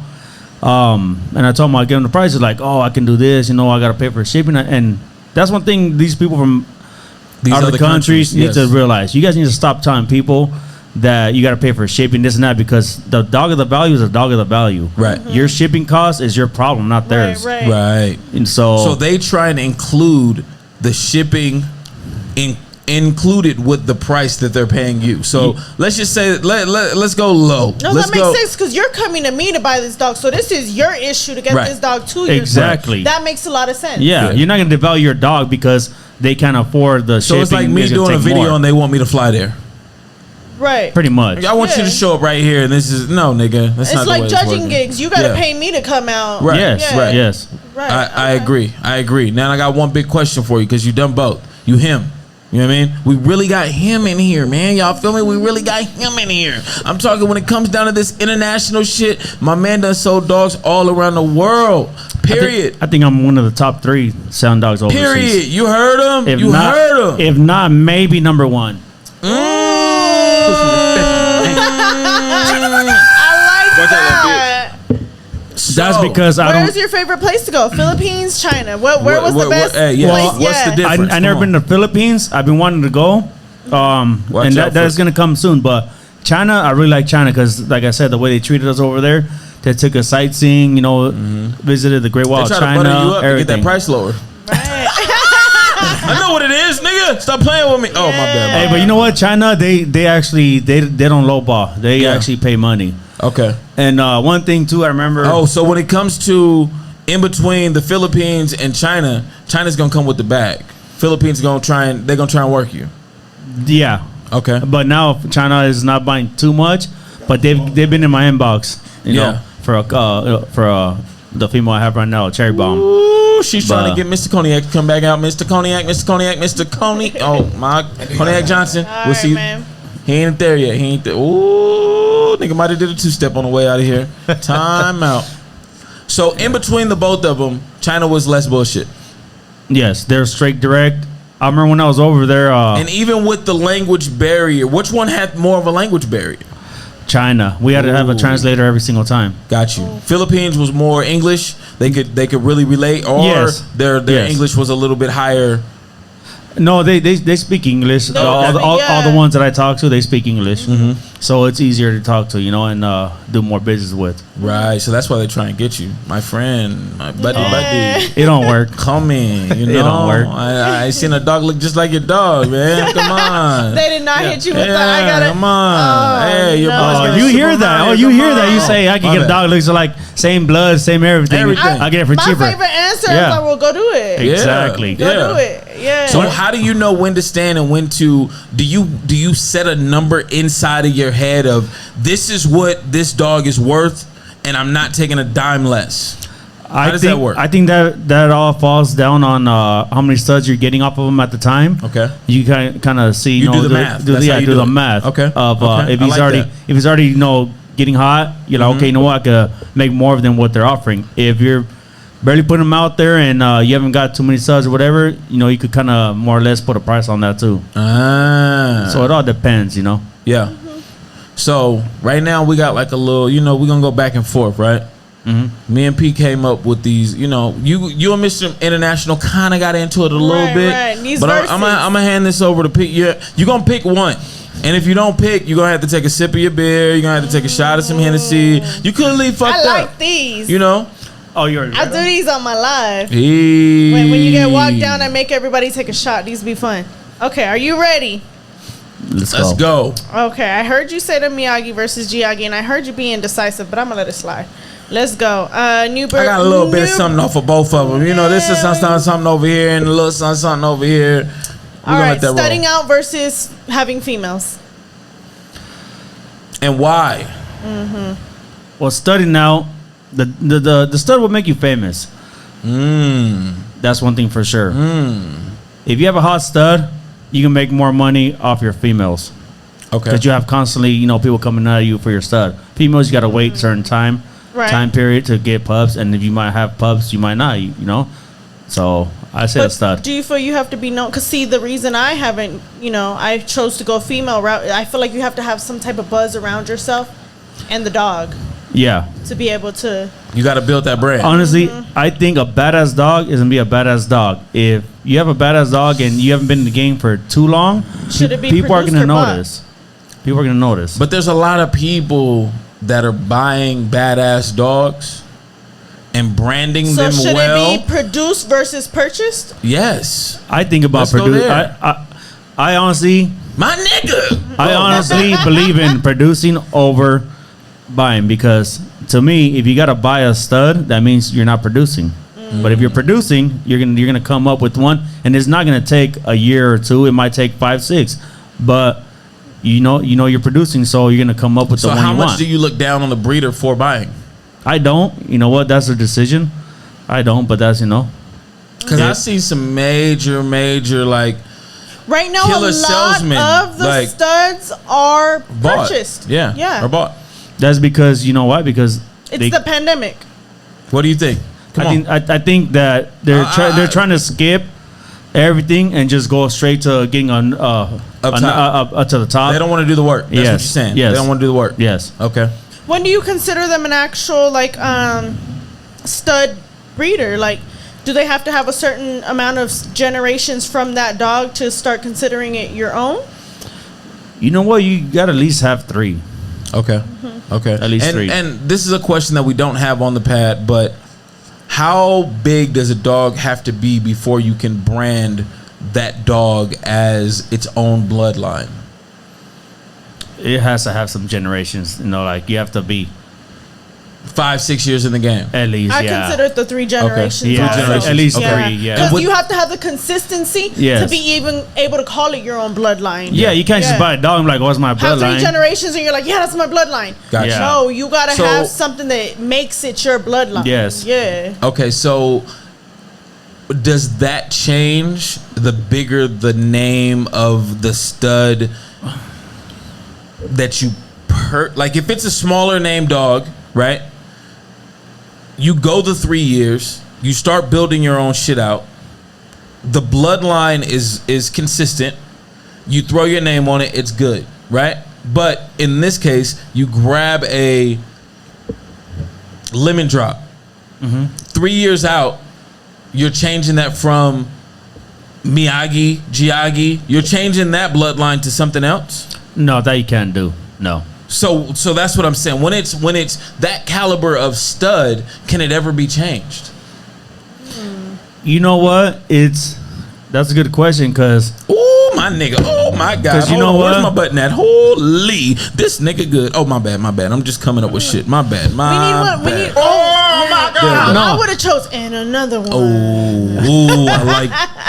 no, Go it's ahead. good, because at what point do you say, you know what, that's my bloodline, and you're not gonna keep saying that's so and so's grandkid, Miyagi, that's so and so's grandkid, Right. like Great grandfather. Yeah, like sisters, brothers, cousins. yeah, you gotta put your name on it too, you know, but at a certain time, you can't just grab it right off the bat, you know, kid, a son, whatever, and say, oh, that's your bloodline. No, you just gotta, you know, have like I said, a few generations to kind of put your name on it, because I see a lot of people like, you know, I bred to this dog, that so and so's grandkid, but you're never getting no promotion or nothing to who you really bred to. Right. If you can't really put the dog's dad, don't breed to him. Okay. Save your money and breed to the dog that you keep saying, That you mentioning. want, right? Yeah, you keep mentioning that dog. Right. Oh, that's so and so's grandkid. No, don't breed. Don't say that.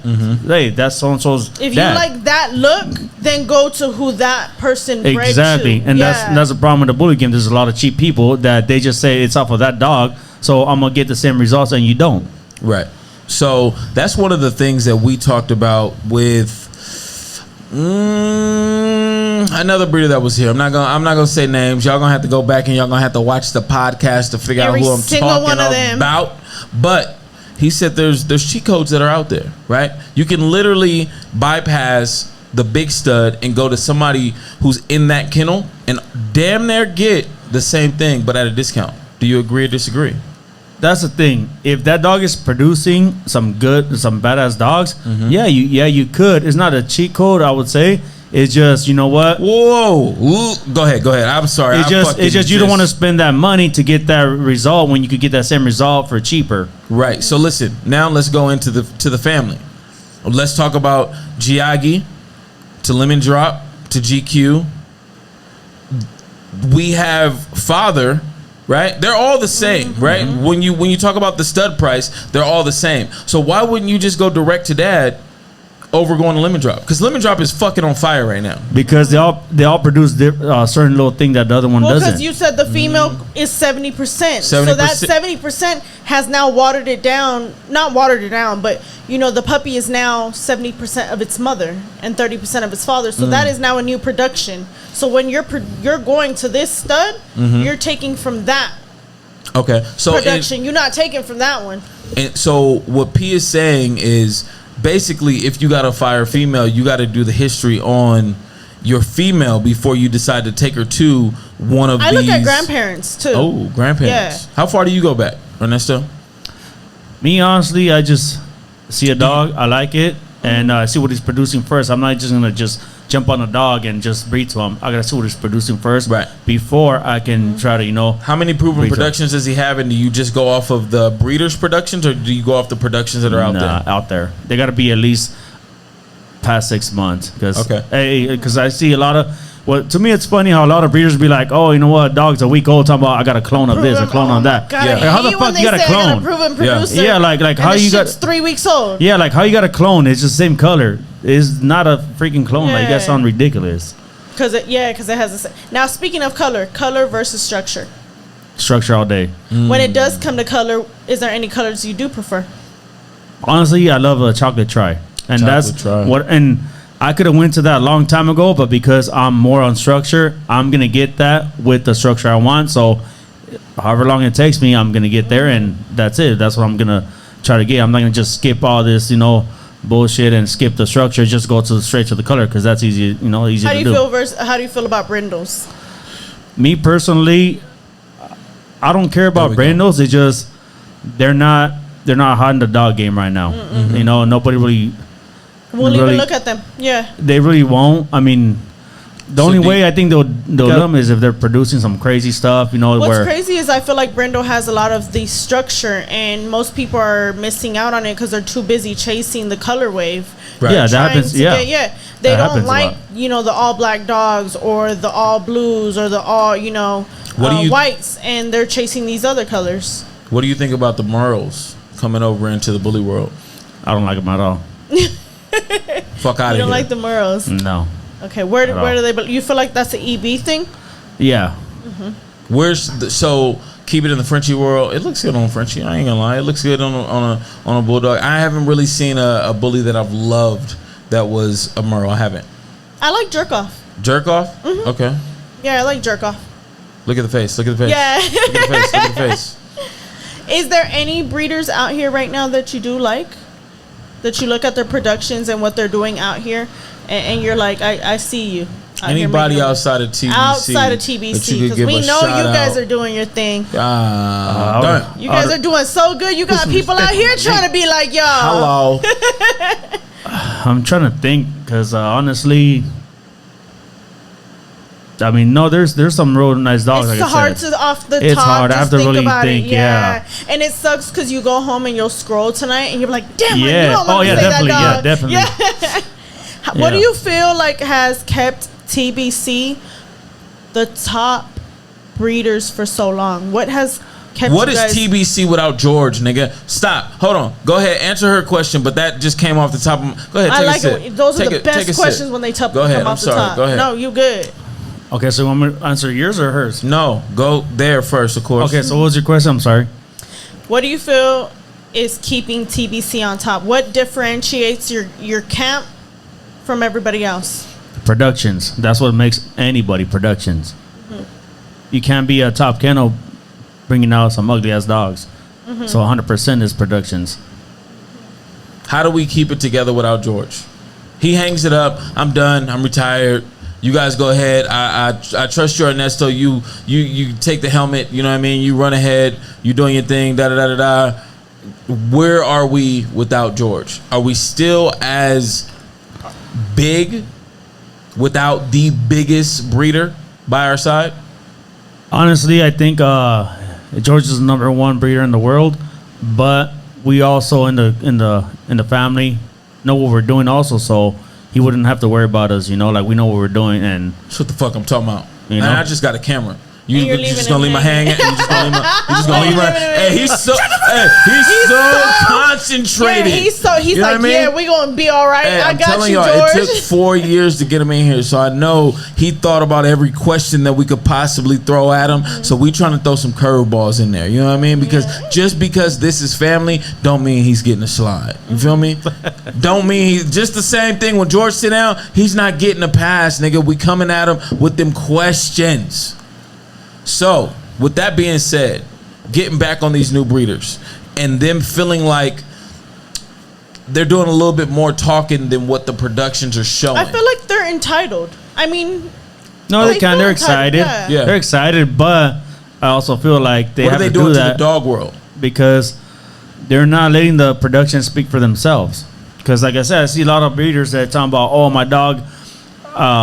Some random guy could have told me, hey, you know, your dog has a best this, has a best that, and he tells the whole social media, oh, my dog has a best this. No, bro, just a guy told you. Everybody has their opinion, and that's what I say. Like, to me, How do you feel about the guys that do so much talking about other people's dogs and have not produced anything no themselves? productions.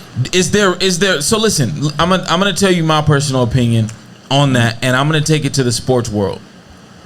The reason why I feel like there's a place for that is because there's a place for that in the NFL, in the NBA, in the rap world, right? In every other industry besides our industry, there's a place for that, right? And I feel like there's a place for that here because we need media, and that's what the Exotic Network is about, right? So you don't always have to be, and in the past, you had to be a breeder. Right? If you wasn't a breeder, niggas was not taking you serious. Right. But if you come with facts that somebody can't walk back on, why shouldn't you be in the game? Right? exactly. And I personally feel like if you do your homework as a journalist, as somebody who's trying to be incorporated in this world that we are in, do your homework. It don't matter who you are. Everybody can talk shit, but if you're talking facts is something that nobody can take away from you, right? The reason why niggas don't like podcasts is because it's generalized, right? It's your opinion. It's my opinion, right? But if I hit you with facts, nigga, you can't take from that. You could yell, you could scream, you could be fucking piss poor mad, you could want to fight me at a show, nigga, but what I said was the truth. Now, how that's delivered is a different... That goes back to even my podcast, or when you guys interviewed me. You have to be able to take constructive criticism. Yeah, you have to. You got to be open to it. It's okay if your dog ain't it. It's okay. Yes. Like we were just talking about, my dog. I know what the flaws are, and I know what I have to do to breed it out. And I just haven't got there. Yeah, so that's all it is. It's okay to not have a finished product yet. You know, it's a masterpiece. And the other thing that I feel like that new breeders are getting bashed for is their learning curve is so much faster than the old school, right? You can pick up knowledge through going back on somebody's timeline and compare that to another timeline and another timeline and get the knowledge that somebody has had in the game for 15 years in a couple years. It don't take that long. I think that's what's wrong too, is a lot of people are learning off live. They're watching lives and getting the wrong. They're getting the wrong information. Yes, and that's the thing. That's a new breeder. They're not doing their homework. Okay, see, that's the thing. Like, yeah, they're just seeing all this live and this and that. Like, they're thinking they're learning from somebody who really don't know how to breed. Because if you really think about it, all the people doing lives, what have they produced? Nothing. Okay. All the ones that are producing, what are they doing? nothing, just producing. So that's where I don't respect that. I mean, yeah. Stop talking and start breeding. I respect, you know, what you're doing, what you're trying to do, trying to educate this and that and all that. But in the end of the day, I don't listen to you. I don't care, because if you're not producing nothing, you're in the dog game. If you're not producing nothing, I don't want to hear nothing from you. I will never take advice from a broke person about money. Never take advice on a relationship on someone who don't have one. Like, you just don't take advice from a breeder who hasn't produced nothing and got to be out there and be trying to get frustrated, so he has to be out there and be known because of, you know, just all the bullshit he be telling. Like, drama. I don't respect me Jerry personally. Springer of the bully world. Yeah, me personally, I don't respect that, because like I always say, let your productions do the talking. You don't have to write a essay about your dog or this and that. Just let them do the talking, and that's how it was back then. And now it's just people just. I think what it is, people are just so much in social media trying to get famous more than they're more concentrated on them than their dog. Right. But I also feel like you got to have something to sell at the end of the day, right? You could do all that talking, you could do all the antics, you could get all the likes, you can get all the followers, but if you don't got the production to fall behind what you're saying, you're just gonna get looked by. Yeah, I agree, okay. but no. Right? But a lot of those people, because that okay. But with the new breeders, all the bullshit they're saying, they're gonna believe it. So they're gonna try to say, okay, this guy's saying, you know how many breeders I've met that barely started talking about, well, I'm gonna buy a dog from this guy. He says he sells them for so much money. I'm like, what the fuck? Like, yeah, and they have this whole mapped out blueprint in their head. I've heard them. I'm gonna buy this dog, and I'm gonna breed it to this, and I'm gonna breed it to that, and then after this, I'm gonna do this, and I'm like, you have not gotten there. You can lose the litter. Your vision consistently changes. Also, you might breed to that dog, and it comes out, and you're like, what the fuck did I do? And so you're like, okay, back to the drawing board, you know. Right. And that's the problem. People are learning off these lives, and you know, so they haven't had the privilege of being able to sit down with people who are knowledgeable in the game to get that. You know, so knowledge. The problem that I have with the older breeders that are putting in the work is they don't want to do what you're doing right now. Okay, ask yourself this. Go ahead. All the successful breeders, when do they do lives? All the non-successful breeders, look at them on live. Okay. So I feel like these are the guys that we're talking about, like when we have the discussion on how important is it to go to shows, right? Now, we know that we're showing up to IBR shows, right? Not only to support, but also because those are the biggest shows on the planet, period, right? So if you're gonna go to any show and skip another show, you're gonna go to an IBR show, right? Yeah, you want to get if you really think you got what it takes with your dog, if you want to put your it's dog gonna get exposed that day, best. You're gonna see a lot of good results.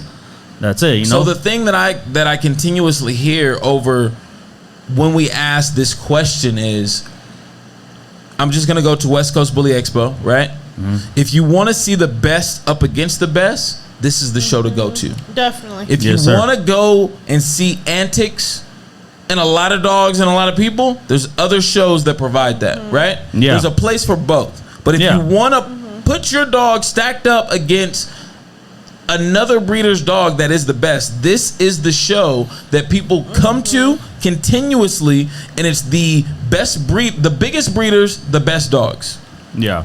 There might be bigger shows all over the world. Yeah. Right? Flying in to come to this show. So with that being said, what are you telling these new breeders coming into the game that are seeing all these shows that are happening? Because in California, there's a show every weekend. Right. No matter how big, how small, there's a show every weekend that you can pull up to. Right? And depending upon who's throwing it, depending upon the antics that are behind it, is going to be bigger or smaller. Right? Yeah. Right. It's never going to have the complete of the best dogs. Oh, no. The biggest breeders. But there's a show every weekend. So what do you tell somebody who's looking to get into the dog game in 2022 about these shows and about what's going on the internet? First of all, if you're trying to get in the dog game, don't be cheap. Expect to lose money. What's the entry price?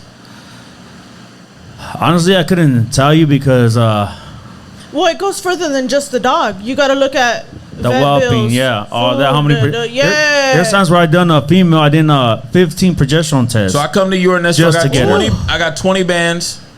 I want to get into this bully game. I love the dogs. I feel like I've been doing my research for the last year. And I come to you. I like the shit that you're producing. Will you mentor them into, or is it you sell them a dog and they go their way? No. How does that work? I mentor them, and I have people who can vouch for that, because there's been times where people ask me for advice. I'll give it to them, turn around, now listen, still in the exact same place. There's breeders who I give advice to. They're known right now. What is the point? And that's another thing. Do not ask for advice if you're not going to take it. Exactly. That's what I don't like. Yeah. After they do that, I don't even pay attention to them no more. Right. And the ones who took the advice, I can tell you right now, they'll vouch for me, and they're actually a known breeder right now, making really good money. Yeah. So that's the thing. Is like, I never, like, there's breeders, like, there's times where, you know, like, when I had a Panda, people be like, oh, you know, who wants Panda? Put me in the right direction. People that knew me never told them, so and so owns them. It's a big hate in this dog game, and it is what it is, you know. But at the end of life, at the end of the day, it's gonna come back to you anyways. They're gonna find you anyway, so it don't matter, you know. Now I'm really, really involved in the social, you know. I'm really involved in the social part of it. I am on the lives. I don't run, you know, where you speak knowledge or anything. I do stack offs. So where I get to see everybody, you know, their dogs, they bring them on. I get to see them all over. You know, that's what I like. I like seeing dogs. And it keeps me in knowing what's in and the consistency. Now with that and seeing all the different dogs, I lost it.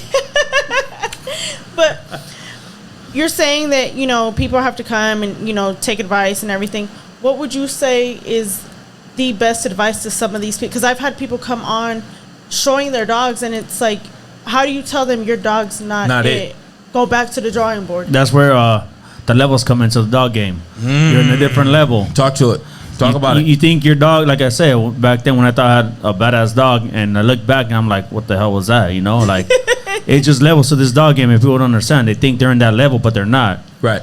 Later on, they're going to figure out, when their vision gets better, they're going to figure out that they weren't on that level, and they sounded ridiculous, all this talk and everything, when they don't. I never say on my post, my dog is the best this, the best that, nothing. I always put, hey, he's off of this, off of that, and that's it. Let it show. People like them, they like them. They're not, then I got to produce a better dog. That's it. So what do you feel like the guys that are building those pockets, that are comfortable in those pockets, right? They don't have the aspirations of being the biggest breeder, right? I'm comfortable at my $2,000 stud fee for my couple studs, and not trying to necessarily produce the craziest dogs, because I like where my dog's at now. This is the, you know, everybody's vision is different, I was right? just gonna say so that. it's Everybody's like, if vision. your vision is the $2,000 stud, right? And I'm not saying he's worth $2,000. I'm saying that's what his stud fee is, and that's what you're studying him out as. You don't have the aspirations of going towards somebody who's studying their dog out at 5-10K. Yeah. Is there a lane for that? Because there's people that go ahead. For pockets, there's definitely a lane.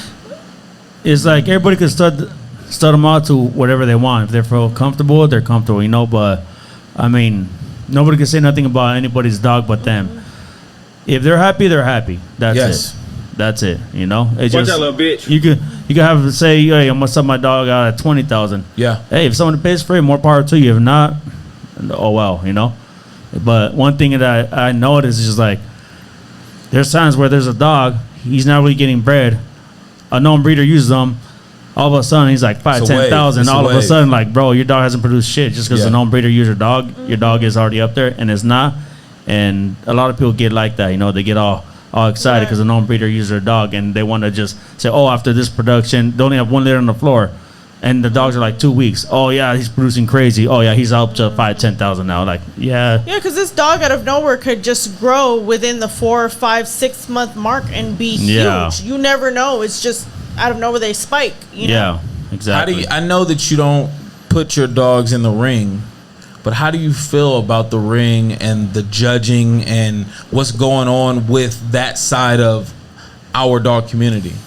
Me personally, when I first started, I got excited. Yeah, your dog got a ribbon, but that's not what it's about. It's, if you have a badass dog, whether he wins first place or last place, a badass dog is a badass dog. So you're gonna get, stud set credits off that dog all day, rather than a shitty dog winning first place on the ring. You know. So do you feel like the guys that are doing all the antics and going crazy when their dog doesn't win, is that a part of these new breeders and them just kind of doing what they do?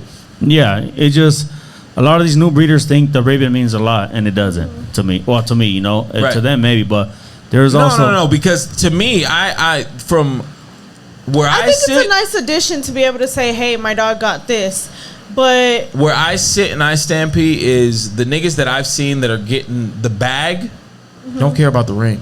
they don't. I think And But the it is guys that fun. but the people that are coming up in the game care about the ring, and I feel like it means something, right? Because when you can show that your dog has won X amount of awards or X amount of ribbons or X amount of fucking best in but shows, that doesn't prove your production. it doesn't That prove that proves that that dog- but it doesn't prove your productions. It may be exciting to them, like, oh, you know, my dog won a ribbon, but at the end of the day, that dog who won first place in no ribbon is not going to get no studs compared to a badass dog that's not even in the ring, you know. So, it, to me, it's just for fun. But as far as, like, you know, like if you want to take it to a different level, like, you know, like for like studs and stuff like that, then you shouldn't even worry about that. A badass dog is a badass dog. So let's talk about this Frenchie wave. Let's talk about the way the Frenchies kind of listen. So when I came into the game, He gave you the look. 2017, Oh. 2018. Can we take a brief Oh intermission? yeah, go ahead. Come on, Let's take a break. brief intermission. We're gonna come back. Hey, y'all. Hey, listen, I'm not. Listen, he's not getting away. Y'all stay tuned. My nigga's not getting away. I gotta change batteries right over here in his camera. We're gonna change batteries. We'll be right back. All right, y'all. We back at it. TBC Ernesto. Pushing P Y'all know what it is. and your boy Ant, man, we in here. This was almost as hard to get for you guys as George, man. You trying to say it was better to we were better off trying to get President Obama in here? He's still my president. Yeah. Hey, for sure. Trying to get Obama in here was easier than getting this nigga in here for sure. Biden would have been here, but Hey. he knows the directions. Biden didn't get the invite. He got lost. You know what I mean? No, me and Biden would. I might have had to jump him. You know, one time for the one time. I don't know what's going on out there. I feel like we've been going for a minute, but we can't let this man go without really getting all the way your brain. in you there. are so knowledgeable. I actually had a lot of shit to say when I was out of town. I was like, I'm talking to the mic. Talking to the mic. Hold on. We gotta get him. I told Talking. myself, like, I gotta get on there too. I got a lot of shit to say because I'll see certain things being on the Put out there. I'm like, this On the was- podcast? Right. Yeah, I'm like, this fool is full of shit. This is full of shit. Like, So it's easy for somebody like yourself with the history and the knowledge that you have to be able to call bullshit, right? yes, And, sir. and it's hard for a lot of other people that haven't been around, that aren't going to do the research, that are just going to listen to the loudest person that's on live. I mean, I tell you like this, like, I don't know everything, and I don't think I know everything. I don't think I have all the best dogs.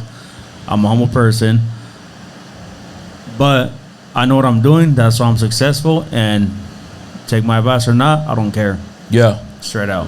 Man, man, stop playing with him, man. We got TBC Ernesto on the bitch. Man, y'all make some noise for this man because he has helped revolutionize the game. Every year that I've been in this shit, they said the shit was going lower and lower, and all I've seen is the shit go higher and higher. And this has been somebody that's been a kennel partner of mine that I've seen make big moves, still making big moves, still not somebody who's really out there like vocal. You know what I mean? He lets his You're in the dogs cut. You are speak in the for cut. himself, Yeah. for sure. If you even go to my man's Instagram, it's not even like it's popping, It's but not he's not flossy, posting yeah. like crazy. You know what I mean? Y'all gotta make noise for that style of breeder that's still in this game and still being able to slang dogs away, slanging dogs. I'd rather not be known and have no type of So you like the producer, you don't want to be the rapper. See, that's yeah, I would love that, That- but I wasn't able to do that. Yeah. Here I am. Hey, you famous as fuck.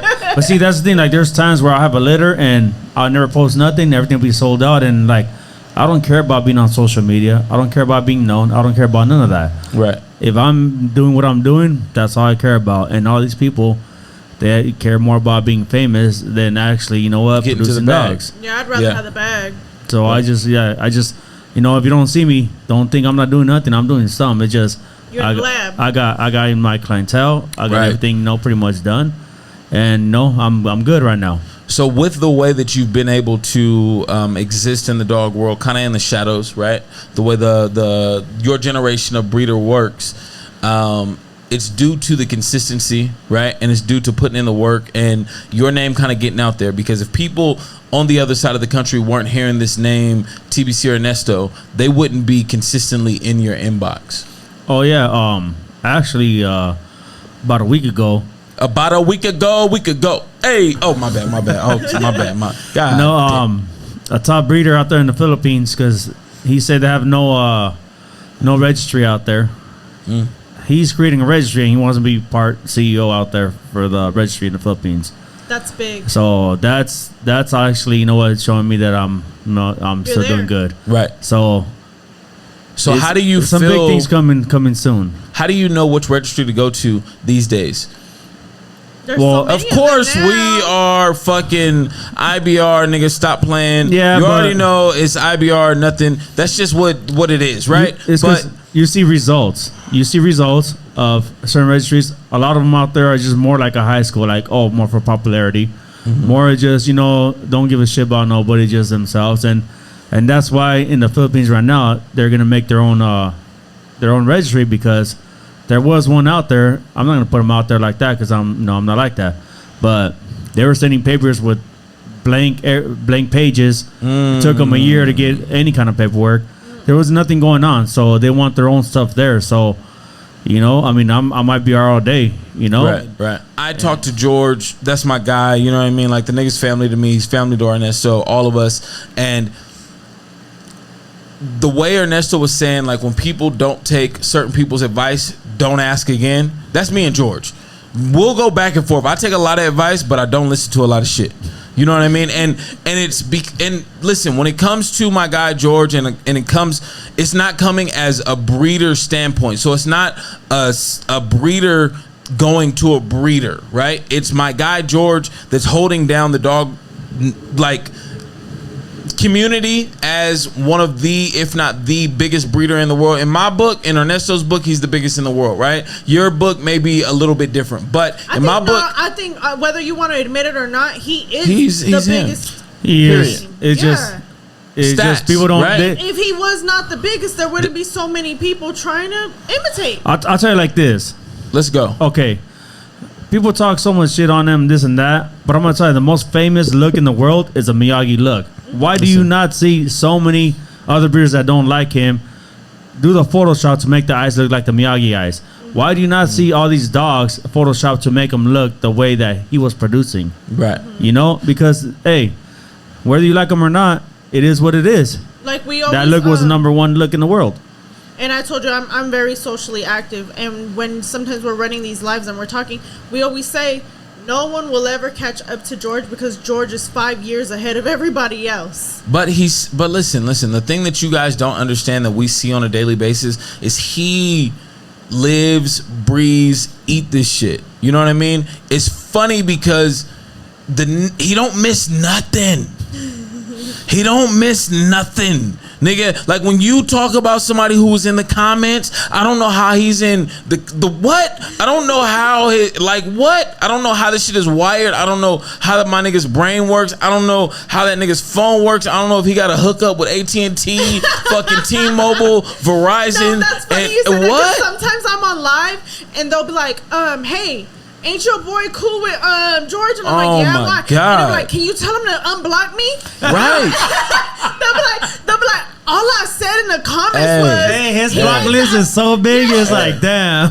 I had a conversation with George the other day, and I said, "Nigga, I funny, cannot not talk to people that you have on your block list because your block list is longer than my followers list, nigga. What is Hey, you talking about?" I told him that one time. He was like, "Hey, that person, he messaged, put a message on your thing." I was like, "Why? What happened?" Like, "Oh, he's blocked." I was like, I don't know your list. I was like, "You gotta give me a big ass list, like a guest list." That's to what know I who the hell said. to block.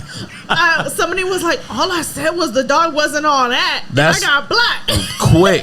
So when I tell you guys, my man lives, breathes, eat this shit, and when you guys come at us and you guys are like, who's whelping puppies, who's cleaning shit, this nigga does it all, and he's in everybody's shit, and I have no idea how he does it.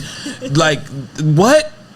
Period. It's a gift, you know what I mean, and it's something that he has. Well, and that's something how he's that able. You have to consistently see what the competition is, what's going on out there. You have to be. You gotta stay on top. Yeah. My man Rich from Westmount Exotics said this shit, and I heard him when he said it, but I believe the way that George is moving is it. Listen, I live, eat, breathe this shit. If you niggas is out there doing anything other than breeding dogs, you ain't gonna stand a chance. And when he said it, all I could think about was George. That's all I could think about. Like, my nigga has other hobbies, but when I'm telling you guys, like, the way that you guys got a girlfriend to deal with, family to deal with, other bullshit to deal with, this nigga is on dogs, and that's why you see him where he's at and making the moves that he does. He's focused on it, you know. So listen. So there's been this little, you know, it goes around the hip hop world, but in the dog world, it's been kind of coming up, right? Do you believe in this bully illuminati? No. There's no such thing. No, that's only dummies saying that. Okay, so there's no way that you could go around and fuck yourself. So you mean to tell me I can't sell my soul? Right. A good dog from George? What? Damn. I was hoping. That's all dumb.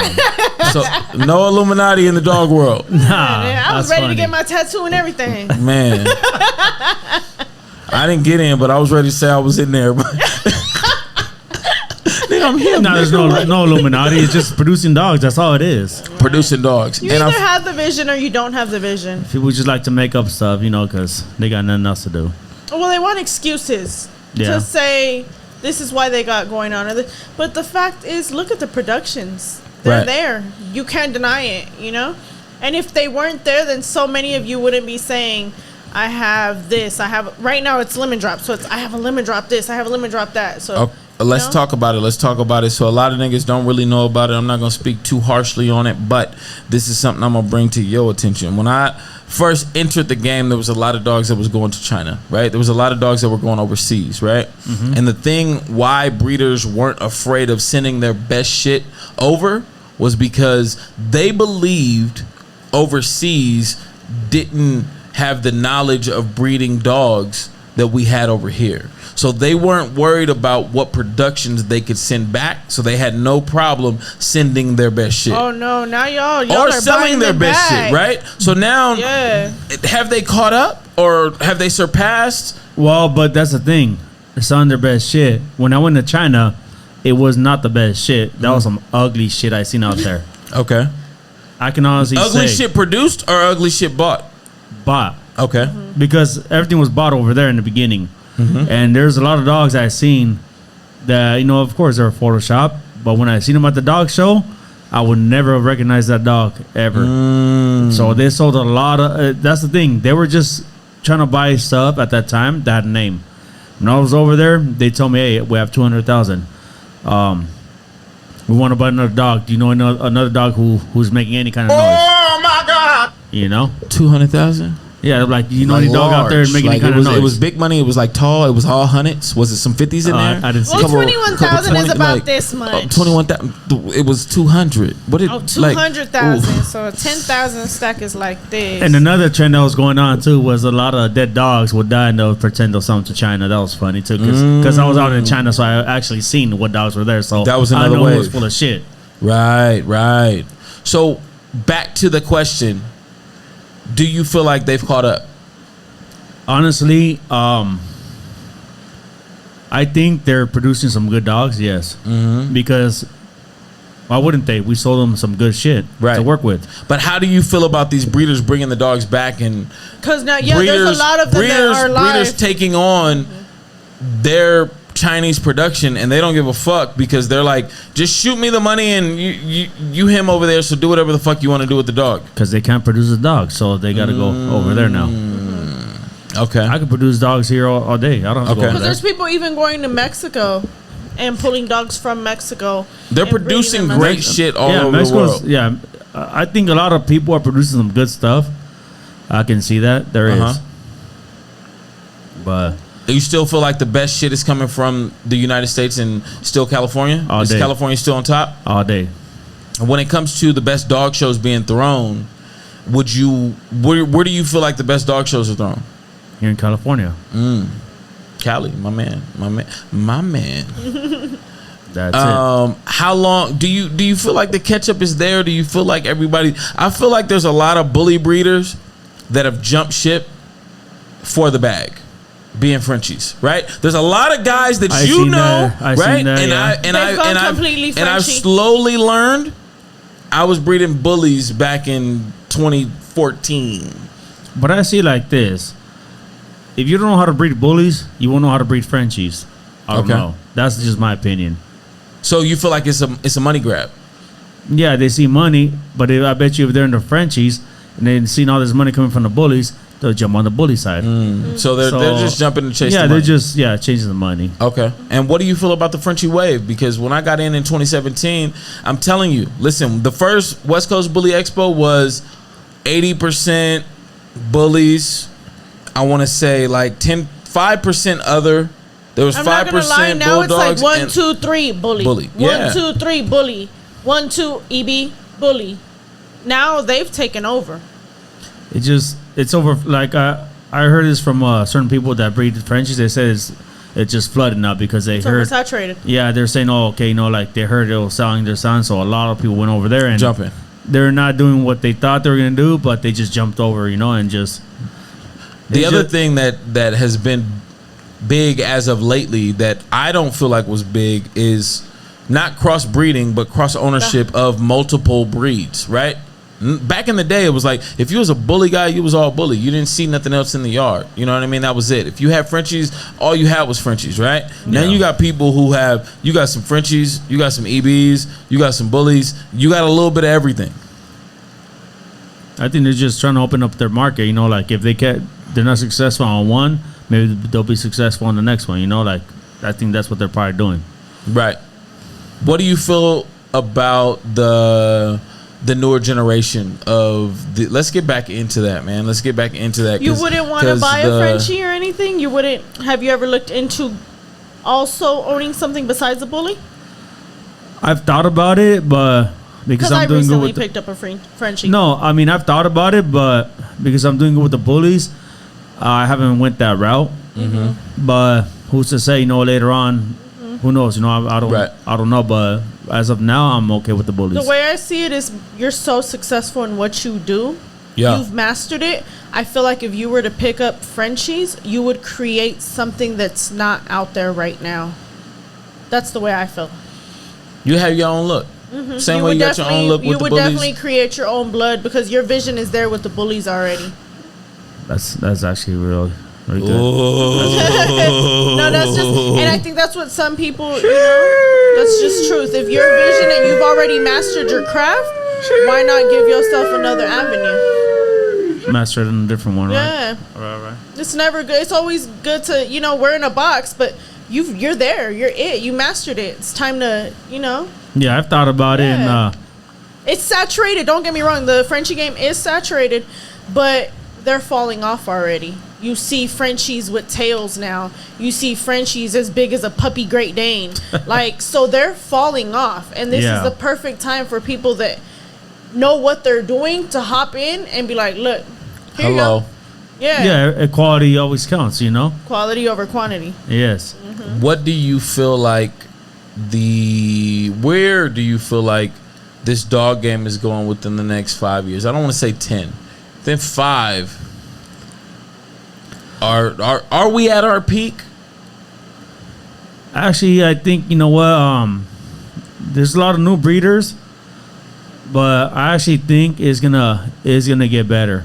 Mm-hmm. I actually think it's gonna get better. Every year I've seen this shit just grow and grow. Like I said earlier, Yeah, it's just I think it'll get getting better. bigger and better every year. You know what I mean? No matter if people are saying they're getting stuck with dogs or this situation's going, it's the breeders that are getting stuck with dogs that don't need to be in the game anyways, right? They didn't build Right. the brand. They got in the game however they got in, and now they don't know how to situate themselves and get Well, that's why I puppies said off. they're falling off. Yeah. And this is the perfect time for the people who have mastered their craft, to step up. Mando. Where do What you would see you- yourself in the next? I apologize. No. Where do you see yourself? In the next 3 years. Man, busy at home with the dogs. I don't know. Still cleaning shit. Yeah, it's addicting because I can actually say a lot of breeders been thinking like, oh man, I'm gonna quit this, and then it's just addicting when you're doing good. Like you don't want to leave that. Yeah. Right. But Do you have your mornings? I know sometimes some mornings I wake up and I lay there. I'm like, fuck. I gotta clean all these kennels. I gotta clean this shit. And I'm a mom, so I'm like, I gotta clean shit twice as much. Like, do you ever have Not your the baby mornings where shit you're like, and the dog shit. yeah, I'm like, do you ever have your mornings where you're like, yes, this, I'm gonna get a real 9 to 5. believe me, definitely. That's why I'm like, you know what? I don't want to do this no more. Because I can't go on no vacations. I can't do nothing.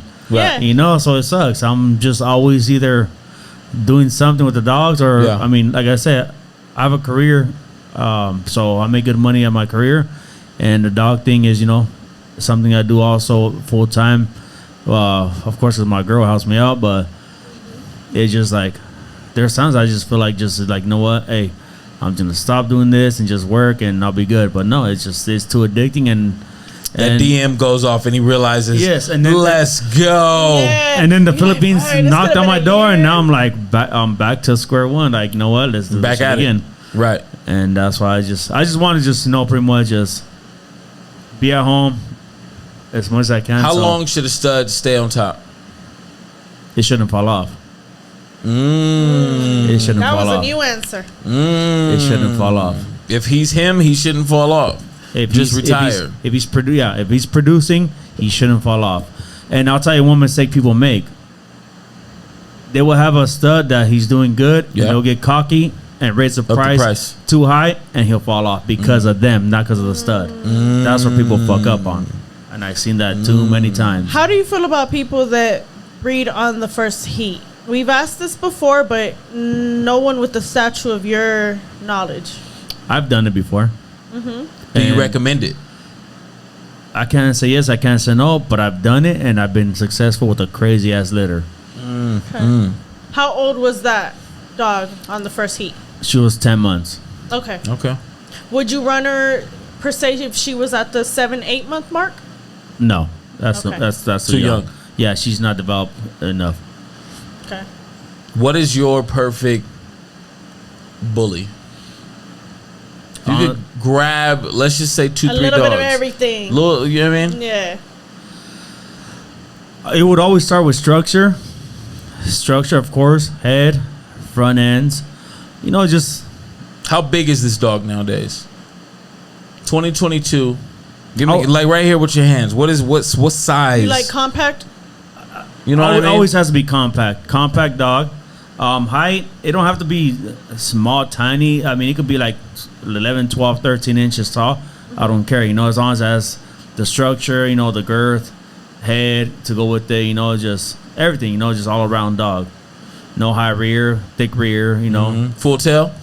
What's up with that? Honestly, you know what? I'm more of a if you have a crazy dog with no tail, I'll pick him over a dog with a tail that's not crazy. So to me, a tail Structure again. yeah, structure. And there's times where there's people be like, oh, you know what? I want a dog with tail. Well, then that's where you're fucking up because now you want a dog that is mediocre It's not like a because it has a kink tail. can't produce a tail though. Yeah, because there's times I Yeah. bred two tails together and I got a king tail and like It's the exotic of it. Yeah. Same with the ears. They're Right. gonna come pointed up at times. yeah, exactly, yeah. Because I had some point up. They're like, oh, would you cross with the Frenchie? I'm like, Frenchie, no. Yeah. It's just how it is. But yeah, no, I mean, to me, just pretty much, to me, structure is number one. Okay. Let me see this list, P. Let me make sure we didn't forget nothing. You know what I mean? Before we get this man out of here. He having too much fun right now. You know what I mean? Yeah. Oh, I'm faded as fuck. I'm trying to, you know what I mean? I ain't got my seeing glasses on now. It you know what I is mean? not FaceTime. Alright, so let's get in here because we done touched on a couple of them, but the ones that we missed, I'm a hit. So let's go Facebook versus IG and why. IG, because there's no crybabies. Facebook, everybody's venting, talking shit. Always got something to say. Instagram, I've never had a negative comment. Goddamn, I gotta go down his follow list. I gotta follow the people you following because I got nothing but crybabies on mine. I know the answer to this, but we gonna go anyways. Let's go. Exotic versus pocket. Well, that's the thing. Exotic is not a blood. It could be a pocket exotic dog. It's a look. Okay. Let's go Miyagi versus Razor's Edge. Throw it back one. Oh, Miyagi. All day. Yeah. All day. TBC. Stop playing. Why did you go Bully over the other breeds? I just like the look, the structure, everything. Okay. Everything they had to offer. Okay. Photo versus video. Me, honestly, this is what I live by. I'm not gonna keep a dog that I gotta Photoshop. Okay. I'm gonna, do videos on all my dogs, and that's one thing I always do. I always do videos mostly, because I'll keep some crazy dogs that they'll still look crazy on the video. So with the photography, would you rather have an edited or raw photo? Like an iPhone. You photo? always need a edit it, because I would say, you know what, get little blemishes, whatever. But I mean, just don't Photoshop it to where it's not the same dog. You can always clean it up, make it look crispy, make it look nice. I always say, my girl Kim K got a little Photoshop on everything, and I like it, but I still like it in person. Yeah, Babe, I love you. Lisa, babe, not Kim K. Lisa, babe. Kim K, I love you too, bitch. You know what I mean? well, she's single now, so you're good. Hey, but he nice. I could be. Oh, my bad, babe. I love you. I'm sorry. Listen. All right, so this last one, man, is hitting heavy on my heart, on P's heart, on a lot of people out there. What is the advantage of being in a kennel We were excited about this one. I don't know if you heard us back then. in We were like, 2022? yeah. Honestly, I'm gonna tell like this. It don't matter if you're in the kennel or not. If you're producing something, you're gonna be producing. You could be 100 people deep, and everybody produces some garbage. It don't matter. To me, honestly, I would be in a smaller kennel than a big kennel, because that's less people you got to worry about backstabbing you. Personalities. So why? There's a lot of clicking up these days, right? And when I say clicking up, I'm not talking about individuals. I'm talking about full-fledged kennels. That's just for publicity. That's just to get fame. That's just to get known. That's not loyalty. Okay. That's what it is. That's just to get known. You gotta Not earn that it's loyalty. loyal. Okay. I got all my shit off, man. I don't know if you got all your shit off, but you feel like anything you need to get off your chest? talk about it. No. Let them know where to find good. you, man. I appreciate you for coming, of course, but let them know where they can find you. They can find me on Instagram, the Bully Campline, Ernesto Rivas. Facebook, Ernesto Rivas also. And that's it. My man. It has Man. been a pleasure speaking with you. And when you stepped out, I'm like, he's very knowledgeable. Yeah. It's Thank always you. dope to sit down and soak in that knowledge. Thank you. So to have you here, man, to finally get you here after all these years really means a lot to me, and I hope it really means a lot to you guys out there in the bully community.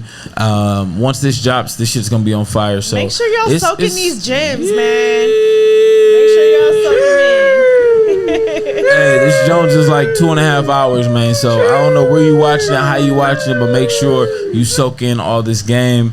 Mr. International, T from House of Heat Bullies, man. They are a part of the Exotic Network, of course, on top of myself and Miss Pushin' P. My guy Wilson in the background, he wasn't here tonight, but we cannot forget 4Yard, man. He's another individual that's a portion of this team. We are all coming together to give you guys the most knowledge when it comes to the bully game, the Frenchie game, the EB game, this dog game that we all love so much.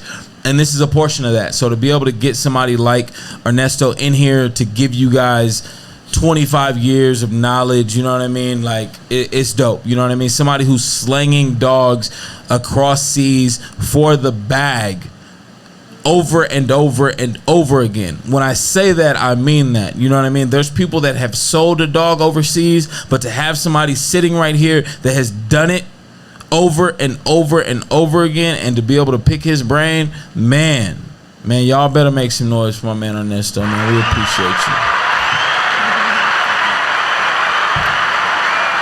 Y'all already know what it is, man.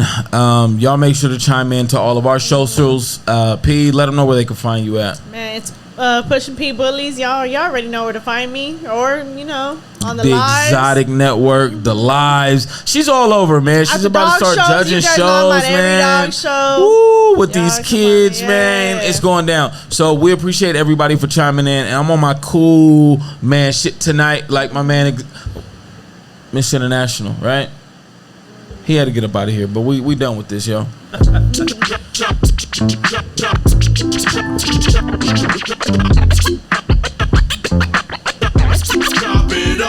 Y'all young niggas better pay attention, man. Don't learn.